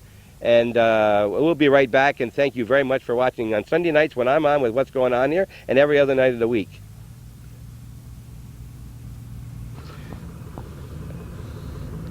I heard his name called Eddie over there and what he's doing. Come here a minute, Perry. Get underneath you over here and tell me what's happening. We know he's spraying some orange or whatever color. We're just finding our boundary we're going to paint. And our pave, and he's just painting a line so we've got something to follow. That's going to be used on that extenders on each side, right? Well, again, the extension just helps us keep a line. If he does get off a little bit, we can stay with it. All right. First time through, I noticed he just ran spots, and now he's making it steady all the way through. Mm-hmm. That's because when Perry is there, he can't follow from one line to the other, that 6 inches, without having it solid, right? I need a solid line to follow. All right, who else have we got here? Who we got on the rake? What's he doing? Okay, this is Jimmy. Just fooling around. You're just fooling around. What are you doing, Jimmy, with that rake? Just fooling around. Just fooling? Well, is it important? I would say so. All right. How long have you been working with blacktopping? 19 years. 19. 28, I think that's like 61 or 62 we started. Yeah. 20, how many? 28 years? This is the man with 28 years? It's been that long, Jim. You were 29 years, but you lost year when you were Oh, who's your newest man on the job? Okay, we got Jimmy here. the alcoholic over there. Who else we have? Okay, we got Brian Brian. He's rolling a string up for us right now. Yeah, and how? And Eddie is just walking away. Well, just a minute. Where do you get these string containers that hold string like that? Now that's very, very clever. Look at what. See, that's a special thing you buy down at the hardware. I couldn't find them anywhere. We did a project up in Woolsboro 3 years ago, and I got a bunch of pails from. Well, sure. And you see, after there's a handle to carry it on, right? Well, actually, it holds the bale, but rather than try to stuff it back in the hole, we just wrap it around. Okay, now, and how long has he been with you? Well, Brian's been with us, I think, his 3rd year. But when he was just growing up, he'd come on the job quite a bit with his father. So he's been around the actual paving, I'd say, for with his father. Right, for about 7 years, I'd say. Who's his father? Well, Jimmy's father. Jimmy's his father. Yep. All right. So you're training him right, Jim? That's a good guess. His father is. Well, God, I didn't know for sure here. I gotta. All right, and then who else we have? You have. Who's the gentleman right here? Okay, he's driving for Ron Huntley. We've hired out. Oh, he's the driver. Okay, driver for Huntley. Driver for one of Ron Huntley's trucks. He's the hired gun, huh? The other guys, I think they ran away and they saw the. They saw the camera and they ran away. All right. You've got 7 all told. That includes you, right? Right. You're one of the 7. We don't count Larry in that, right? No, he's not one of the 7. He's not one of the magnificent 7. All right, Larry. Now you're going to put a line like this on the other side too? Well, there's a line drawn now. But I mean, on the other side it comes down. Has that been drawn already? I don't know. No, I don't believe it has yet. You'll need one though, right? Right. Okay. To make that radius. So if it's 21 and you can only make 10 on the pass, you're going to cut it to 20 instead of 21? No, well, we can go anywhere from 13 and a half, you told me, right? 13, yeah. Right, so we can go 13. anywhere All from right. 16 to 26 in 2 passes. All right. Now, let me ask you, is there any kind of a guarantee that comes with a paving job? There's a 1-year guarantee on our work. There's basically just a couple things that can go wrong with pavement. Number 1, it can crack. The other thing it can do is settle. If you have a proper base, cracking isn't a problem. And if you don't have a proper base, you'll know about it after the 1st year. As far as settling, with a vibratory roller, you don't have that problem, because settling is because the subbase wasn't compacted properly. And what will happen is, over time, if you have fresh fill will compact. It's just a question of when. What else can cause cracking? Basically, improper subbase or the improper thickness of asphalt. All right, let me give you an example. Right at my house. Okay. Your dad did one, and maybe one of you were helping way back 30 years ago. So you weren't helping very much, Barry, and you were 7. So, but he put up, I guess he put the regulation. I had a good sub base, and I had it on for 20 plus years. Mm-hmm. Never a crack, never an opening anywhere. Mm-hmm. Put on another 2 inches after. What do you put on a second time? An inch and a half. And in the last 2 years, I've developed 2 cracks in my driveway across, and one of my mother's in the same general area. Is that the ground moving, maybe? Yeah. Could that be a movement of the ground? Maybe we're on a fault up there. I don't know. The frost will play that out. The frost could do it? Would it be Very more important part, yeah. more likely when you get it thick, like 5 inches or 4.5 instead of the normal, what I had before? What would happen? I don't... I got the same thing with my house. I put mine in 30 years ago, 29 years ago. And last year I developed my first crack in my ass. You know what it is? Like, It's because the Trombleys used to guarantee for only 29 years. At the end, it's 29, it cracked. You know what? You did it? You know, give me the technical. Well, possibly what's happening is we got a tree root under there that's pushing up on it. All right, a tree root. Oh, that's possible up close to the road. But when you one of them, I have no possibility. Well, maybe I have. I might. It's a possibility. It's surprising too. A lot of times we do a resurface on a driveway, and there'll be a hump in the driveway. The driveway's been in for 10, 15, 20 years, and all of a sudden this hump is appearing. All right. And what's happening a lot of times, either a big stone that was way down 20 years ago, and the frost each year works it up, and we pulled out fence posts and telephone posts we pulled out a telephone post maybe 6 feet long that was cut down years ago, but then over the period of years it'd pop it up, then we go to resurface it, and you've got a hump in the driveway. So you break the asphalt off, and you end up you put a chain, you pull up a tree stump, or not a tree stump, but a telephone post. We're not trying to put anybody on the spot. We don't have any questions prepared. But now that you've given me that idea, I'm going to ask this professional over here who does the seal coating and whole crack filling. Right. If I fill this crack, not me, Northern Blacktop comes and you're going to give me a good price. You're going to get this price in. I'm going to have it done. And I said, well, it got to be an all Trombley driveway. And when you fill that crack and then you reseal it, whatever made it crack the first time, is it going to open up again? Yes. I'm not going to have you do. Why should I have you do it then? Once you have a crack, there'll always be a crack there. All you can do is temporarily fix it. Temporarily fix it. Right, and what we have now is a hot pour crack filler that is used on the state highways that we can take to your driveway. And what you'll get is about 2 to 3 years on that crack, but it will come back. All right. Because the problem is into the base. The question is, if it comes back, do you come back? At a cost, definitely. God, sure, there's always a hitch to it, right? He's laughing. Look, here's the guy getting the money over here. He's smiling and laughing. Look at that. But if you were to pave over an existing crack, yes, a year later that crack would come back through. It will. Because the problem is into the base. All right. I know I wanted your dad to pave over some cement walk I had at 25 Church Street, and he said, "Oh no, because cement will move," and he said it'll all split right up. He wouldn't do it. Well, you know, like you're talking about the crack in your home driveway. What happens too is that your old pavement was 30 years old, and it's 25 when he paved. Okay, 20 to 22 maybe, 24. That's right too. That's right. Yeah, It was maybe, about 6 years ago. well, it's been maybe 5 years, probably 25 plus. So you had your old pavement was brittle by the time you repaved it.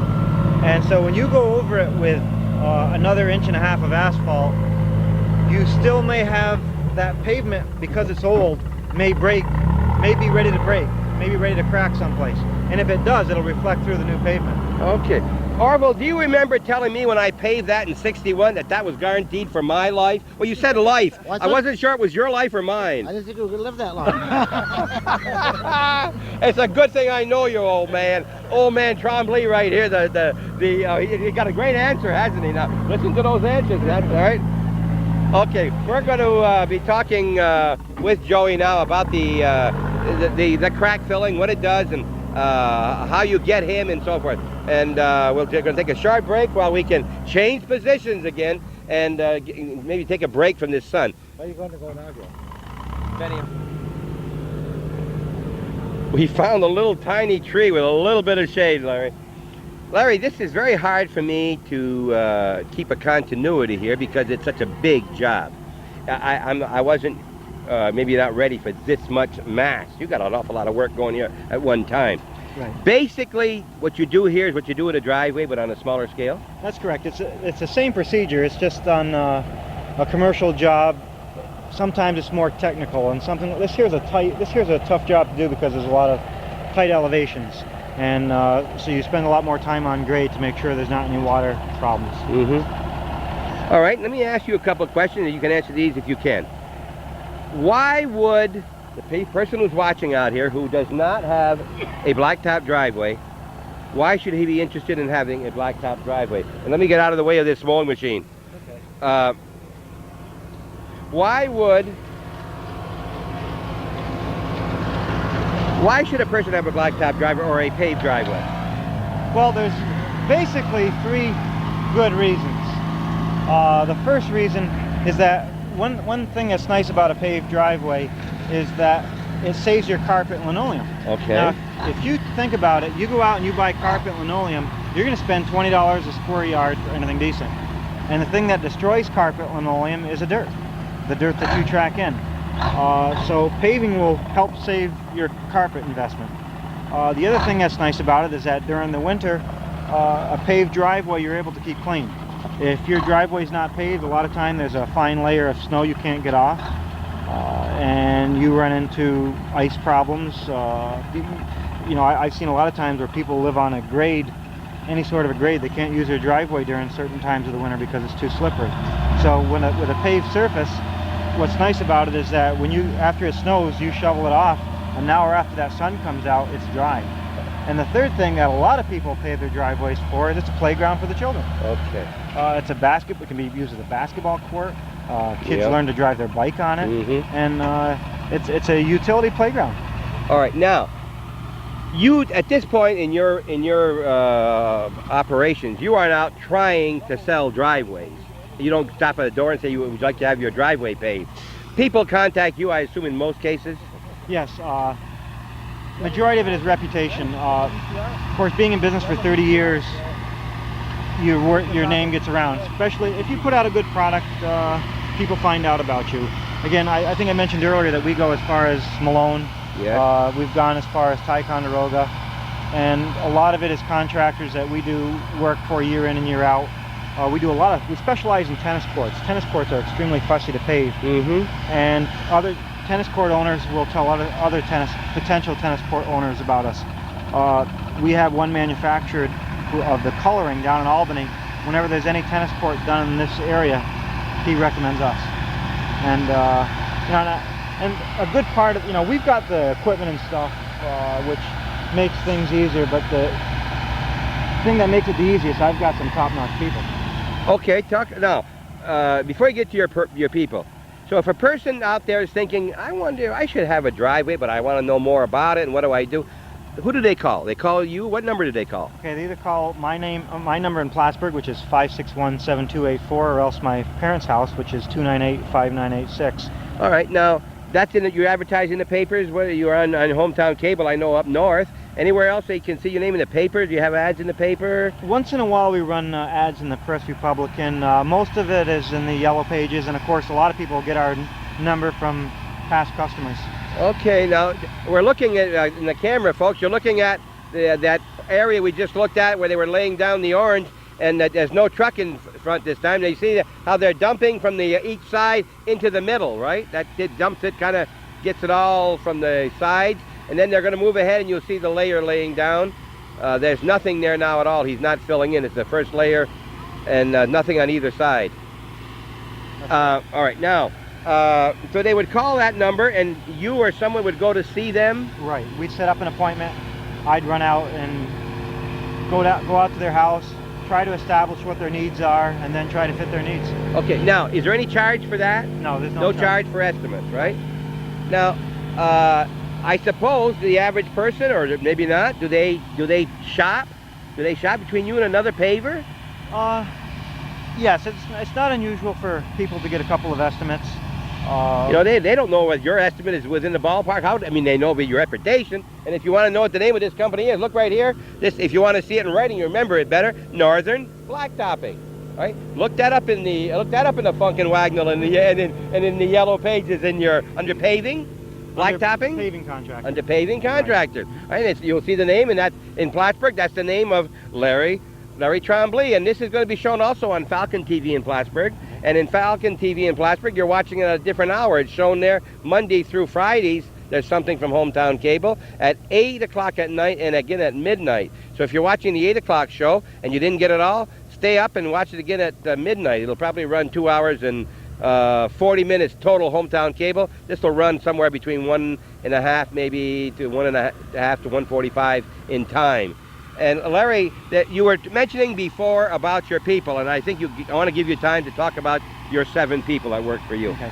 A couple of the guys have been with my father since the early days. The guy in the white t-shirt right there and suspenders.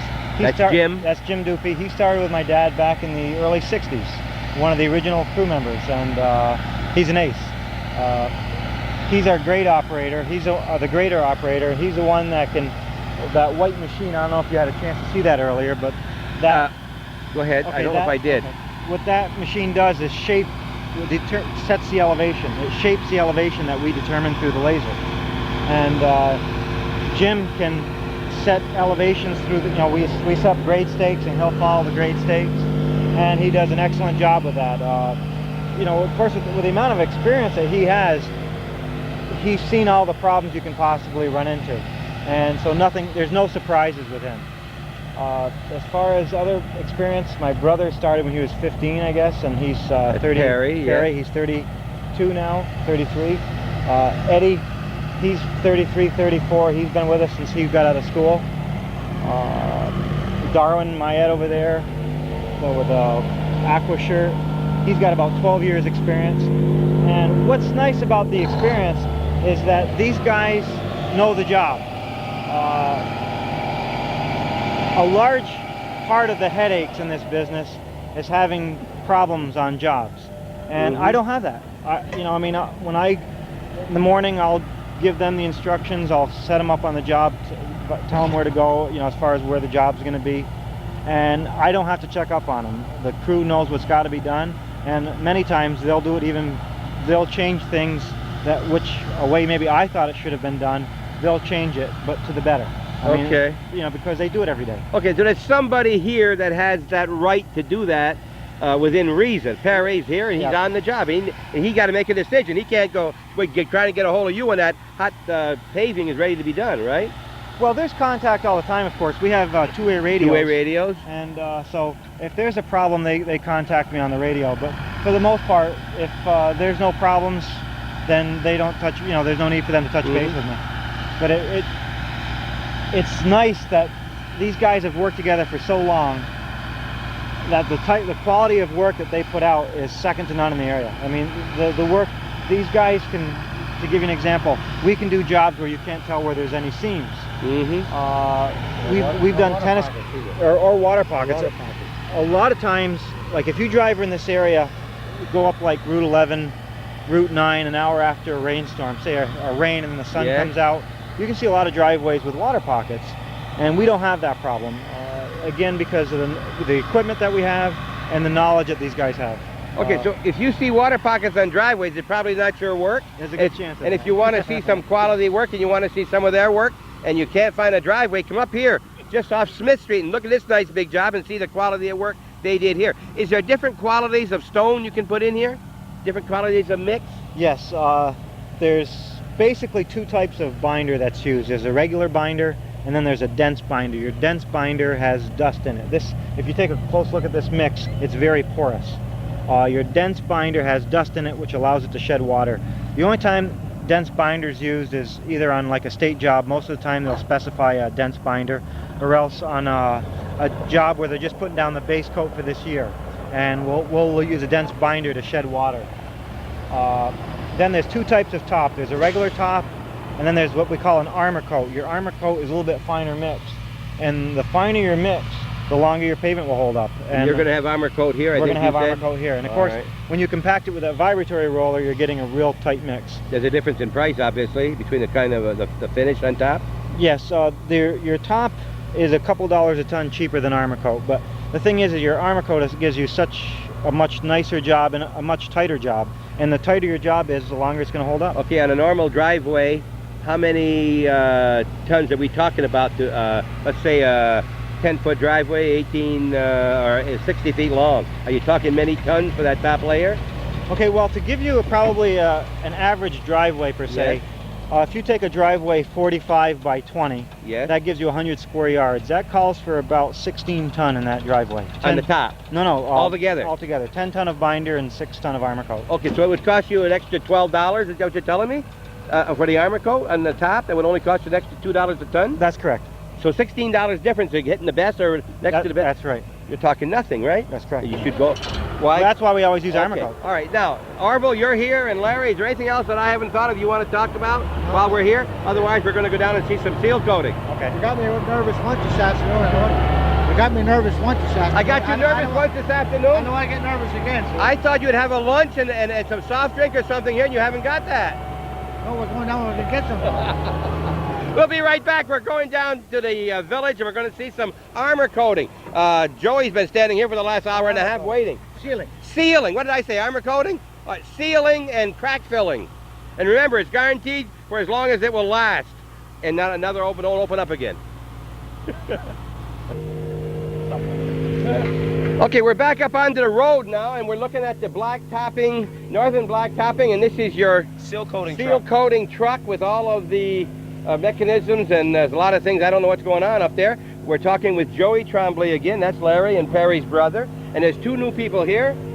William Eddy. William Eddy. And Ricky Babby. Ricky Babby. And this is their work clothes. This is one of the drawbacks of this business. You see what you got. Now, if you're going to do your own at home, you got to be prepared for some of that.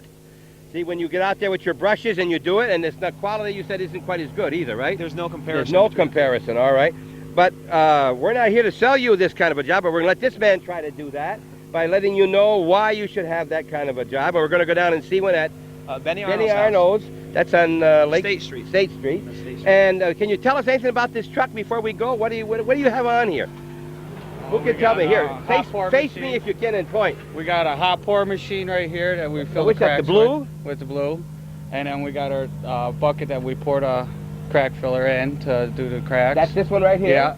All right, let's get up a little closer here, all right? And then we got our torches to burn the oil spots on the driveways. And the grass that might and the have grass in mind, that yeah. may come through the cracks. We got our primer buckets and asphalt buckets on there, and our primer gun to do the sand and the oil so they stick. So you both do that? Yeah. Come over here. You both do this at the same time? You each have your own, what do you? We do whatever You needs to be done. alternate? Yeah, sure. We share the jobs. Okay, whatever now needs what to be is the done. big tank? That's the holds the sealer in it. I could have guessed that, I bet you. That I figured out by the. I don't understand this. What is this for? Remember the crack you talked about at your Yes, house? This is that's the hot pour crack filler that is in Oh, here. right. Okay. This heats it up to, what, 500 degrees? 500. We run it at 400. 500 degrees, and what you get is a hot asphalt that comes out, liquid asphalt, which they pour into this bucket here, All right. and then they transport it to this bucket. And Oh. you have, like, well, when we get to the job, That's we'll for the show you. crack. All right. And then there's like a bead at the bottom, and they just run it along, and it fills the crack up. Okay. Now these two things right here is to hold the tank together so the liquid don't run out. That's not true, is it? No, it holds the board so it don't hit cars. That's to stop the board from falling off. All right. This has got to be, quote unquote, a messy job for the guy doing it. Yeah, it can be. It can be. It can be. Come on. Listen, what Not happened? oversprayed. What about the yard? I started working in May, as Shane told you. Yeah. Are you going to make my yard very messy?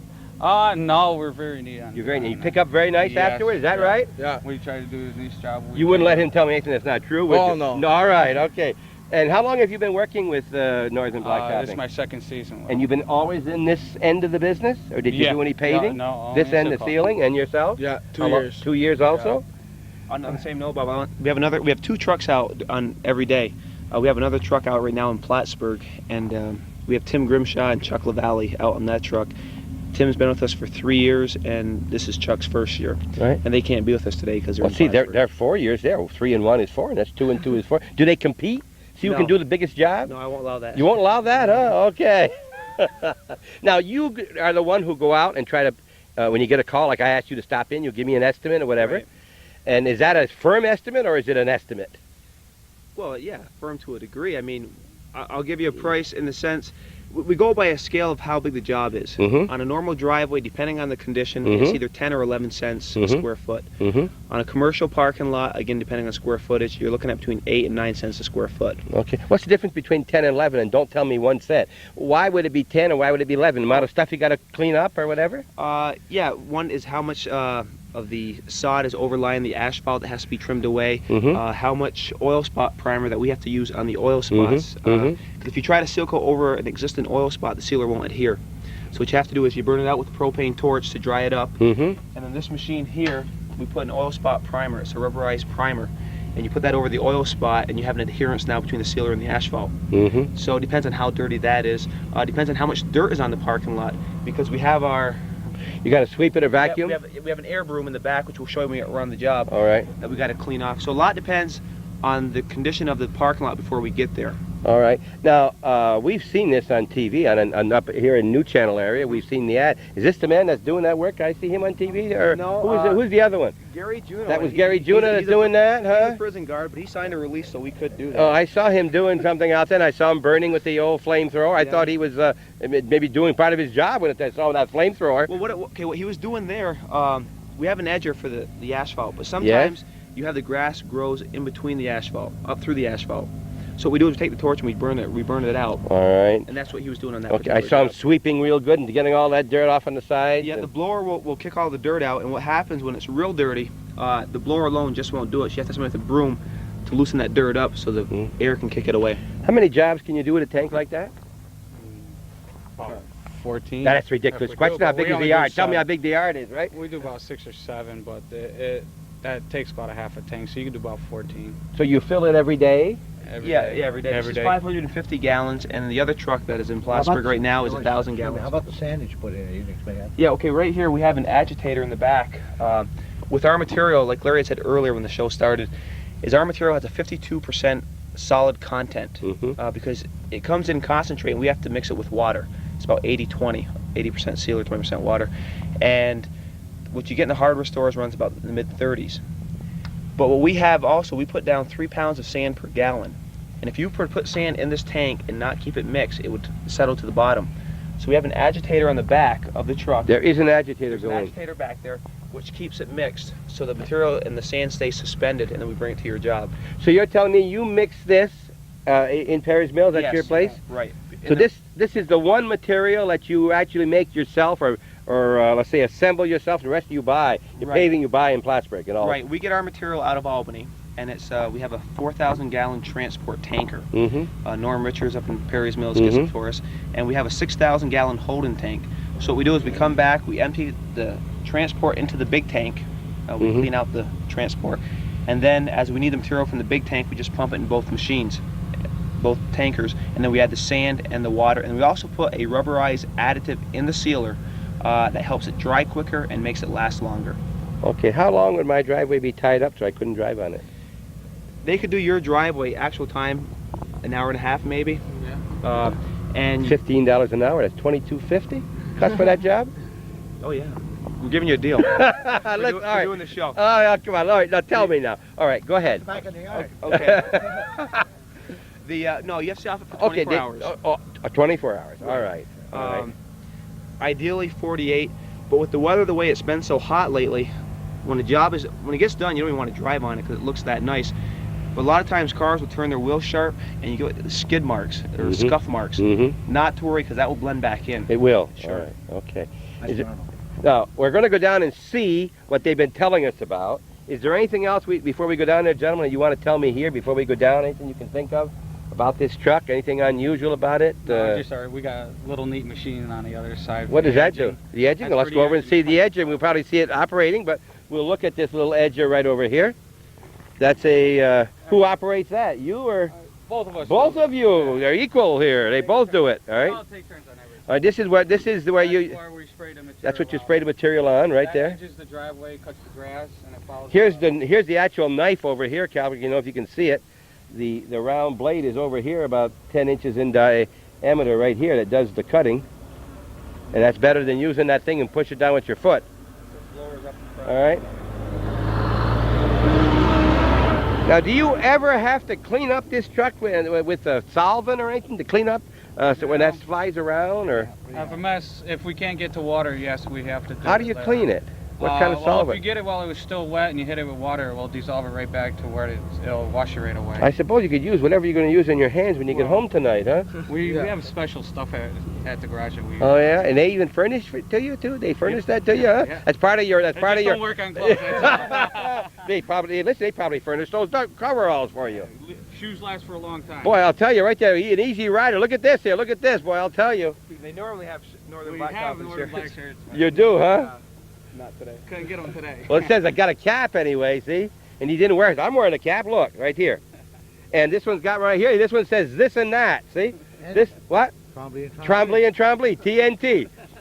The Turner Television Network. We're going to go down now and see Benny Arnold, and we'll be letting these three gentlemen show us what they're going to do with a driveway. And usually you put two layers. 2 coats down the same day. What we do is we give them 5 or 6 driveways on the day when they start. And they'll start in one driveway and they'll do first coat on all 5 or 6, and they work backwards. Or backwards. Yeah, once they finish the last driveway, they'll wait till that dries, then do the second coat going back. Go back and do the first one over again. No, that'll be the last job of the day after. Oh, it will. The first one will be the first and the last. Right. Or you can do them that close together. Oh, sure. If I did mine by hand, how many coats do I put on?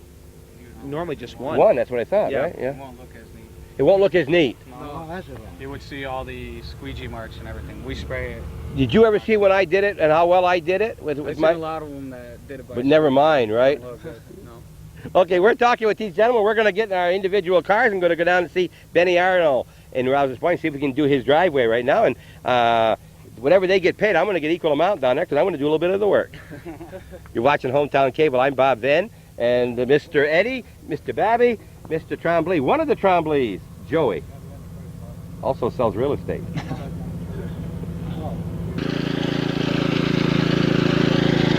We're on State Street, and we're, I think I saw 14 there, but I'm not sure of the number. We're at the home of Mr. and Mrs. Benny Arnold, and I thought this wheel would turn, but it doesn't. It's going, it's oscillating, but it's not. You see, it's just going back and forth, and he is cutting the grass and any sod that comes along. Now, can that go deeper? Yeah, just by moving this in. You're not getting anything right there. Okay, so now you're going deeper. All right, now you see it's down here and he's cutting off the edge. And I thought that went around and it's going, yes.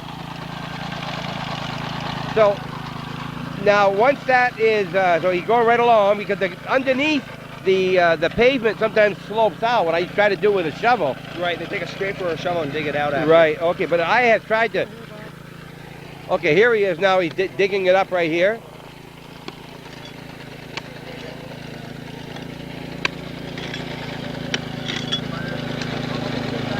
Then he'll come down around over the edge here too? Right. This is not a bad one to trim right here. We've seen it where you've had like 3 and 4 inches over on it. I've had that and I've cut mine off. This here is relatively clean driveway. Okay. So this little bit like this doesn't bother like this at all, right? Matter of fact, when they're blowing it, this should blow off. That'll blow off, okay. Benny's a relatively clean guy. Well, if he's related to Calvin, he's got to be. Are you related to you, Calvin?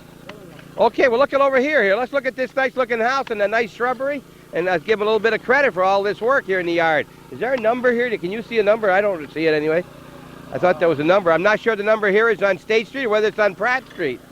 It's on State Street, all right? And so we're talking here, 104 on the box, right next to the electric box.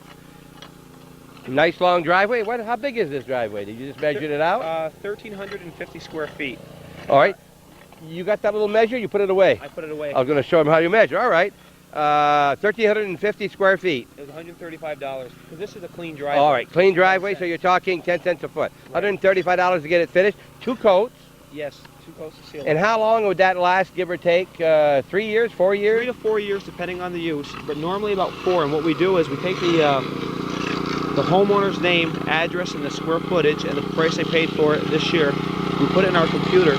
4 years from now, they'll get a letter saying that it should be looked at again. At that point, they'll get another letter. Normally, they give us the okay to come and look at it again, and then we give them another price. Okay, now, you said they'll come and look at it. You didn't say that they need it. It may or may not need it. Exactly. But you're going to look at it and get it and review it. Right. I've gone to driveways after 4 years. They get another year or 2 out of them. All right. And I let them know that. Right. We don't go there just to seal coat. We want to be a consultant to the people. Okay. And a lot of times somebody will call me out, they want it sealed, and I really tell them they don't have to have it sealed. Would you buy a house from this man? Would you buy a used car from this man? He's not selling houses today, he's selling seal coating. And we're doing a seal coating at the home of Mrs. Benny Arno in Rouse's Point. And I'm in the shade and I am in my glory. And we're going to watch this job. Now, what will he do after we do this? Okay, well, are you going to be blowing? Once this is done, they'll take a shovel and scrape this in a pile and move it onto our truck. Okay. To get the heavy dirt and debris off. Then they'll take the blower and they'll clean it off. Then the next step is they'll burn out the oil spots. All right, let's stop right there. And we're going to see this. We're going to pick up the majority of it, then they're going to blow it off, and then we're going to go to burning off the spots. You're talking about the spots right here where someone's oil has dripped. Now, what do you do as soon as you get this done? Next Sunday, I come, or his brother-in-law right here with the camera comes, and he's got a leaky transmission, and he drops some oil in a brand new done. Will that wipe up? Yeah, okay, what happens is when you get done, it looks like a brand new driveway, and you're still going to have the normal oil spots that will drip. What will happen now is you can take a rag, wipe it up, and try to scrub it off. But by having the sealer, now the oil can't penetrate into the base. It's staying on the surface. Okay. So even though you'll see the oil spots, the sealer's doing its job, keeping it on the surface. All right, now, you say scrub it off. I'm going to use just a brush. What do you put on your brush to scrub it up? What do you? Just a little soap and water. Just soap and water? Soap and water and a little, I don't know, just kind of any kind of bristled brush and just try to wash it Seems like off. an awful lot of cars today are dripping. I don't know why, but more than, a lot of ones that come in my driveway, new and otherwise, are dripping a little bit of oil. Almost every parking lot is like that. I beg your pardon. Okay, here you're looking at how they're unloading their equipment. There's another added feature that they have. They can, he already put it up, didn't he? Yeah. You got a hydraulic that lifts over. Now here comes this is an expensive piece of equipment right here. Not the guy, not the equipment itself, the guy pushing it. See? Now now they sweep this up, getting the majority up. Then they'll blow the rest of it off. And Rick likes to be known as the broom technician. He's a broom technician. Right. He's the #1 broom technician on truck number 4. Inspector 6. All right. Okay, they're getting ready to start the blower, and you'll notice that the chute comes out the bottom, and that's where they're blowing. And Orville says 180-mile-an-hour wind that comes out of there, air, velocity, and that's going to clean the driveway off from one side to the other. It runs much smoother than this. I want to get started faster. Oh yes, we want to mention that this house right here, you saw when we did the show on the railroad over on the station, that this was the former railroad restaurant, or a restaurant operated by Mrs. Bertha Letourneau many, many years ago. She and Doc Letourneau, and that's Dick Letourneau's mother, and Dick was just a baby then, and they operated here. And I think from here, I don't recall now whether they came from the corner of, I think they came from the corner of Pratt and Main, Lake rather, to here, and then from here went to the Holland. And that was a restaurant on the other side. Now it's the home of Mr. and Mrs. Benny Arnold, right next to the track. And you'll see now they're sweeping and they're blowing the dirt off the driveway.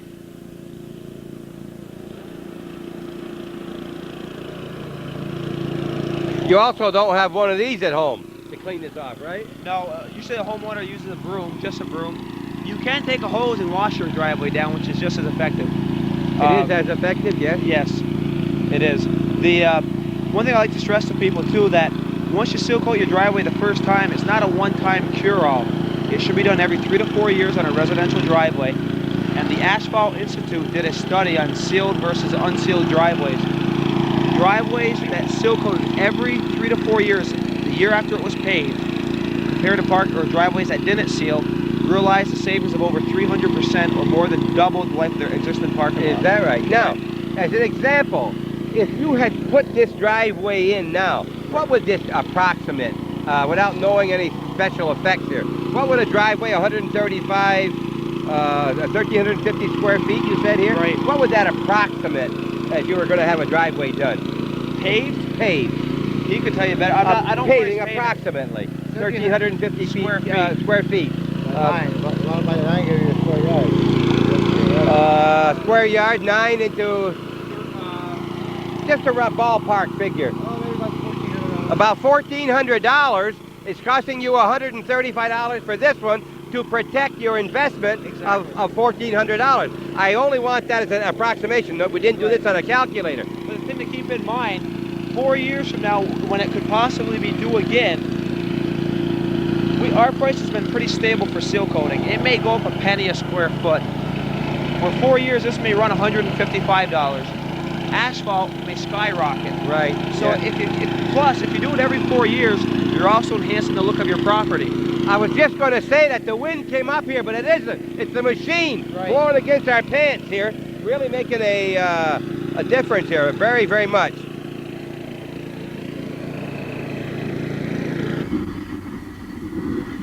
We're looking across on the far side in front of Benny's now. He's not cooking hot dogs over there, is he, Joey? No, what it is on prior jobs, the hot pour crack sealer has cooled off, and he has to warm it up so it comes into the liquid state again.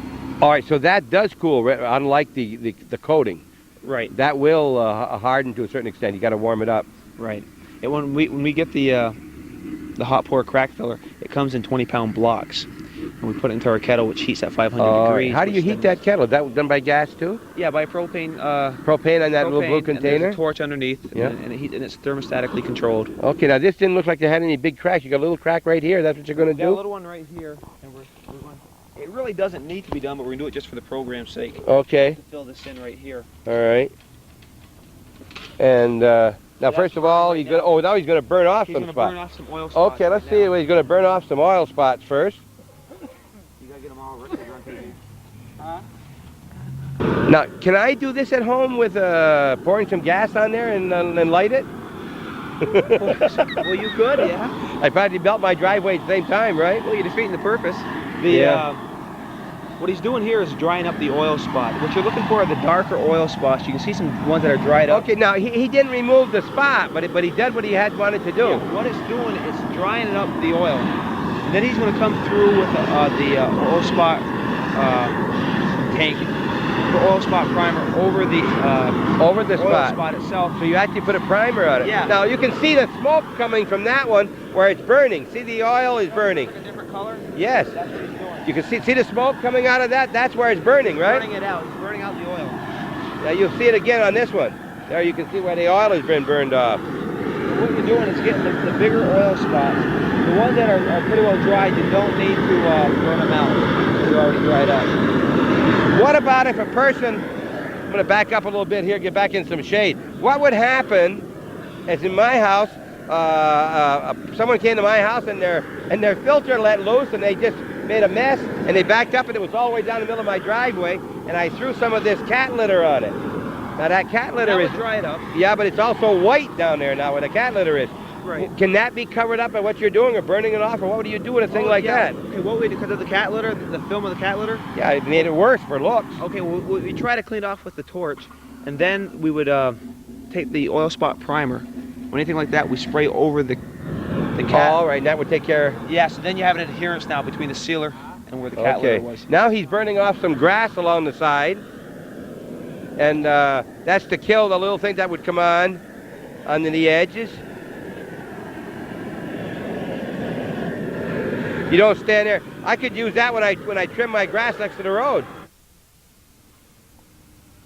And this now he's going to lay it right. You don't have to pour it. It comes right out of the machine. Right. What it gives is a Band-Aid effect. All right. Closer, you can take a look at that. Oh, he's just like you were putting up a stripe on it or something. Right. When you get done, it overlies a crack, so it fills a crack. Willie. Now Willie, you'll notice, doesn't do it forward. He does it things backwards. Oh, he's going to back up with this thing. That's how well he does it. He knows exactly where he's going. And it's going to come in. That's very, very liquid. You're putting it like, oh, look at it. Very, very liquid, huh? Yes. Very, very thin. Now, if that crack were wider, would you still use as thin a consistency as that? Well, what happens is as it's coming off the machine or through the machine, it fills a crack up and then it overflows. Oh, okay. So the crack is taking as much as it can handle as he's going over it. And now, how soon will that harden, or? Within 2 minutes. Oh, that quick. Okay. You can walk on it within 2 minutes. You can. That quickly, yeah. That does the job.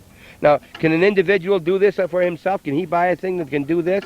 No, because you need a kettle to melt the product. All right, because I read it to 500 degrees. I saw something when I first noticed this crack. It said it'll do up to an eighth of an inch or something like that, and mine was wider than that. Yeah, you can get it in the hardware stores or anywhere, a cold pour crack filler, but it's not as durable as the hot pour. The cold pour will probably last you about a year or so, where this here will get you 2 to 3 years. Okay, now, if a person is now he's he's leveling it out. Kind of leveling it out so it don't have a hump. Now, if you're not going to have your sealing done, at least they should do it themselves in order to save their driveway. If they don't, you're going to get another driveway job quicker. Right. Yeah. I mean, we're a paving contractor, and of course, paving's our mainstay.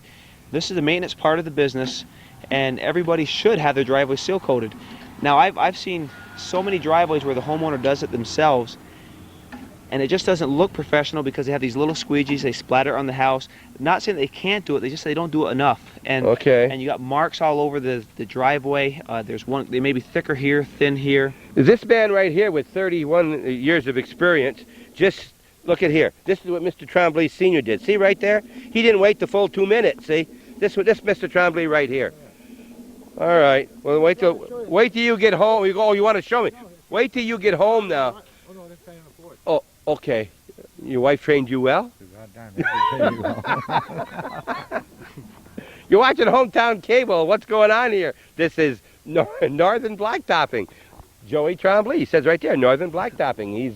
His specialty is? Selling sealer. And installing and crack sealer. And this man's specialty over here? Watching them. And watching him, retirement, That's huh? right. Of course, Larry is the operator, the owner of Northern Blacktopping at this point. And he's got his brother Perry working and his brother Joey. And my mother does the books. And your mother does the books, all right. And then I wanted to get onto the radio. Yes, what's happening with these? I have right now 2 trucks out, 4 men, 2 men on a truck. So we have 2 trucks out. The paving crew is, they're doing their thing as you saw earlier. When you say you have 2 trucks, you mean 2 of the seal coat? Yeah, we have. All right. This is our 550. We have a 1,000-gallon tanker out there, and they do between 5 and 6 driveways a day. Each. Yes. And what we do is we can coordinate things amongst each other.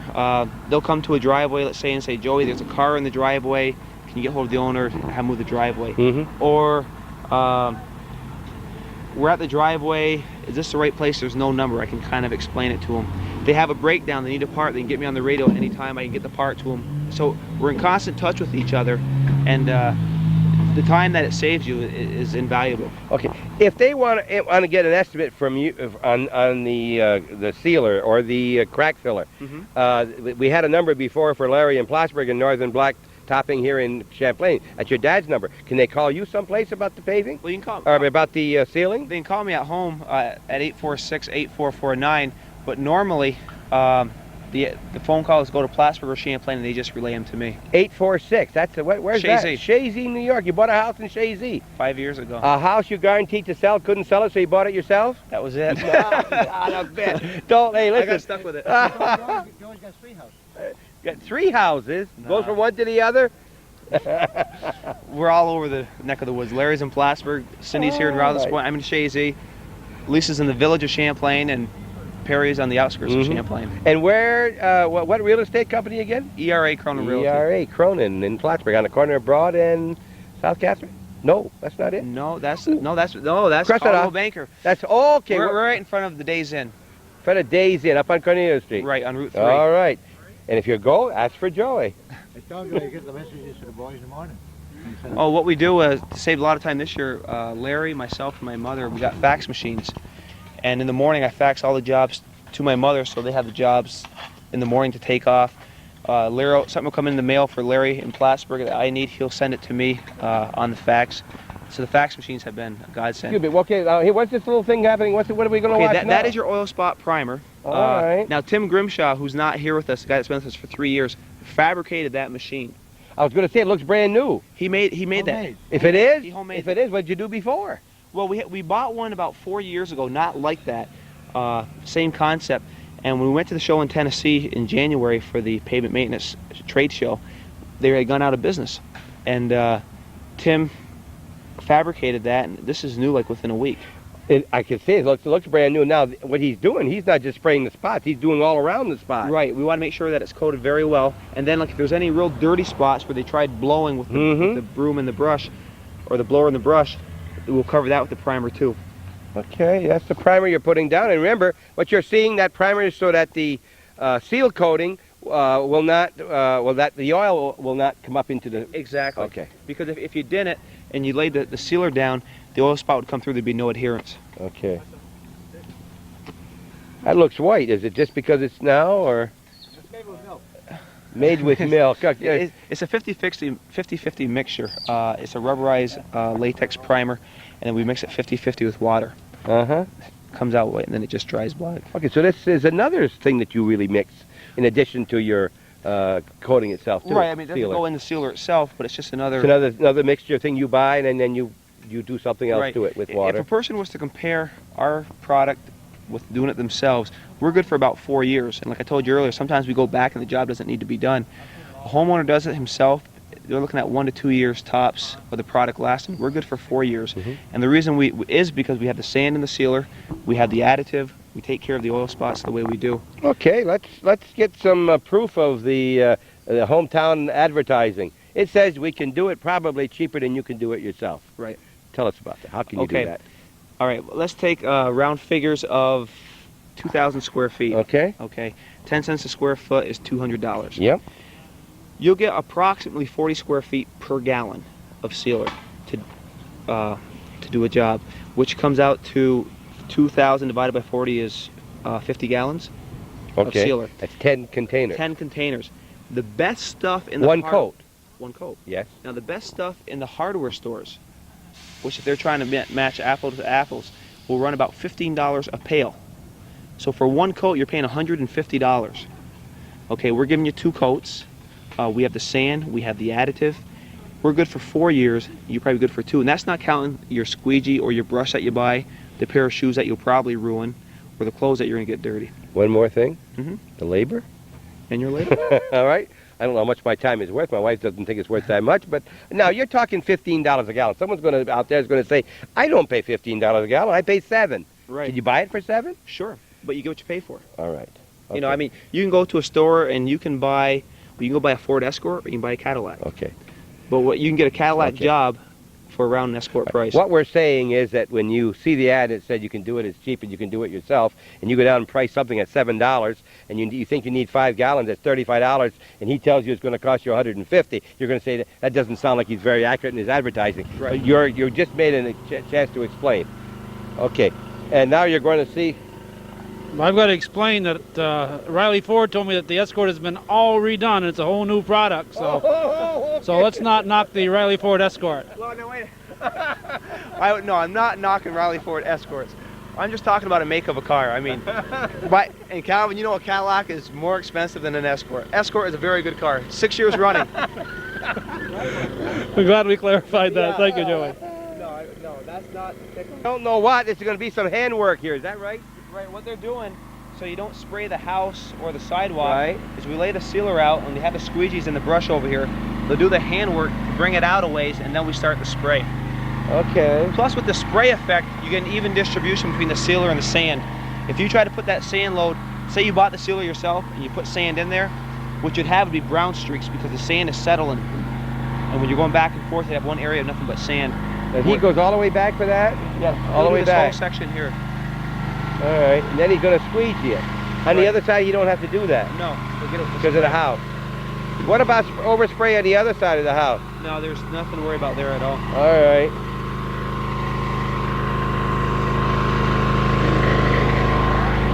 Merchant? You can see the squeegee coming up along the edge with the seal coat. Now remember, it has some sand in it, and it's coming right along so that it doesn't get any overspray here near the house or anything on the edge. And up above, they're right next to the cement, working with the squeegee or a brush so that he doesn't get any onto the cement. You couldn't spray that close, right? Right, you do it overspray. Right. Well, now that you've seen the squeegee do it, here comes Rick with the brush, and he's doing the overlap so that it'll be nice and neat along the side. And you see he's walking on that already. Is that a problem? No, not at all, because it's still wet. And Willie will come through after with the squeegee and take those out. How does he get that off his shoes after? You don't. Get right in the truck with that, and Well, what he'll do is he'll put on another pair of shoes after when he gets in the truck. he asked me for a ride home after it. I don't know if I should let him get in my car or not. I want it. Back seat, huh? I want it. Maybe your All trunk. right. All right. Of course, he didn't ask for a ride. He's going to ride in his truck. But now this apparently, as we mentioned off camera, is probably as long time consuming as the whole spray job is. It is. The handwork will take just as long, if not longer, than the spray. Which part of the driveway would go quickest? The edge where it might crumble, or in the middle where you're going to get more oil? In the middle. Once you do the squeegeing on the edge, well, the second coat, when we spray, we don't go right to the edge the second time because you don't need to. Because all your wear and tear is in the center of the driveway. In the center, because of the oil and the things that drop? And the natural wear and tear of the tires going over it. Okay. Well, I don't know about you, but my tires don't go in the middle of my driveway. That's where the middle of my car is. You're talking about a double wide driveway. Double. Or when ladies come and park at my house, they always take the middle of the driveway, right square in the middle. Ladies, stay one side or the other when you come to my house. 18-footer. You said that, not me. I'm in enough trouble with Riley Ford right now. Why is that? All right. Escorts are still a good product. Okay, now will that also be spread out with the machine after? Will that also be done with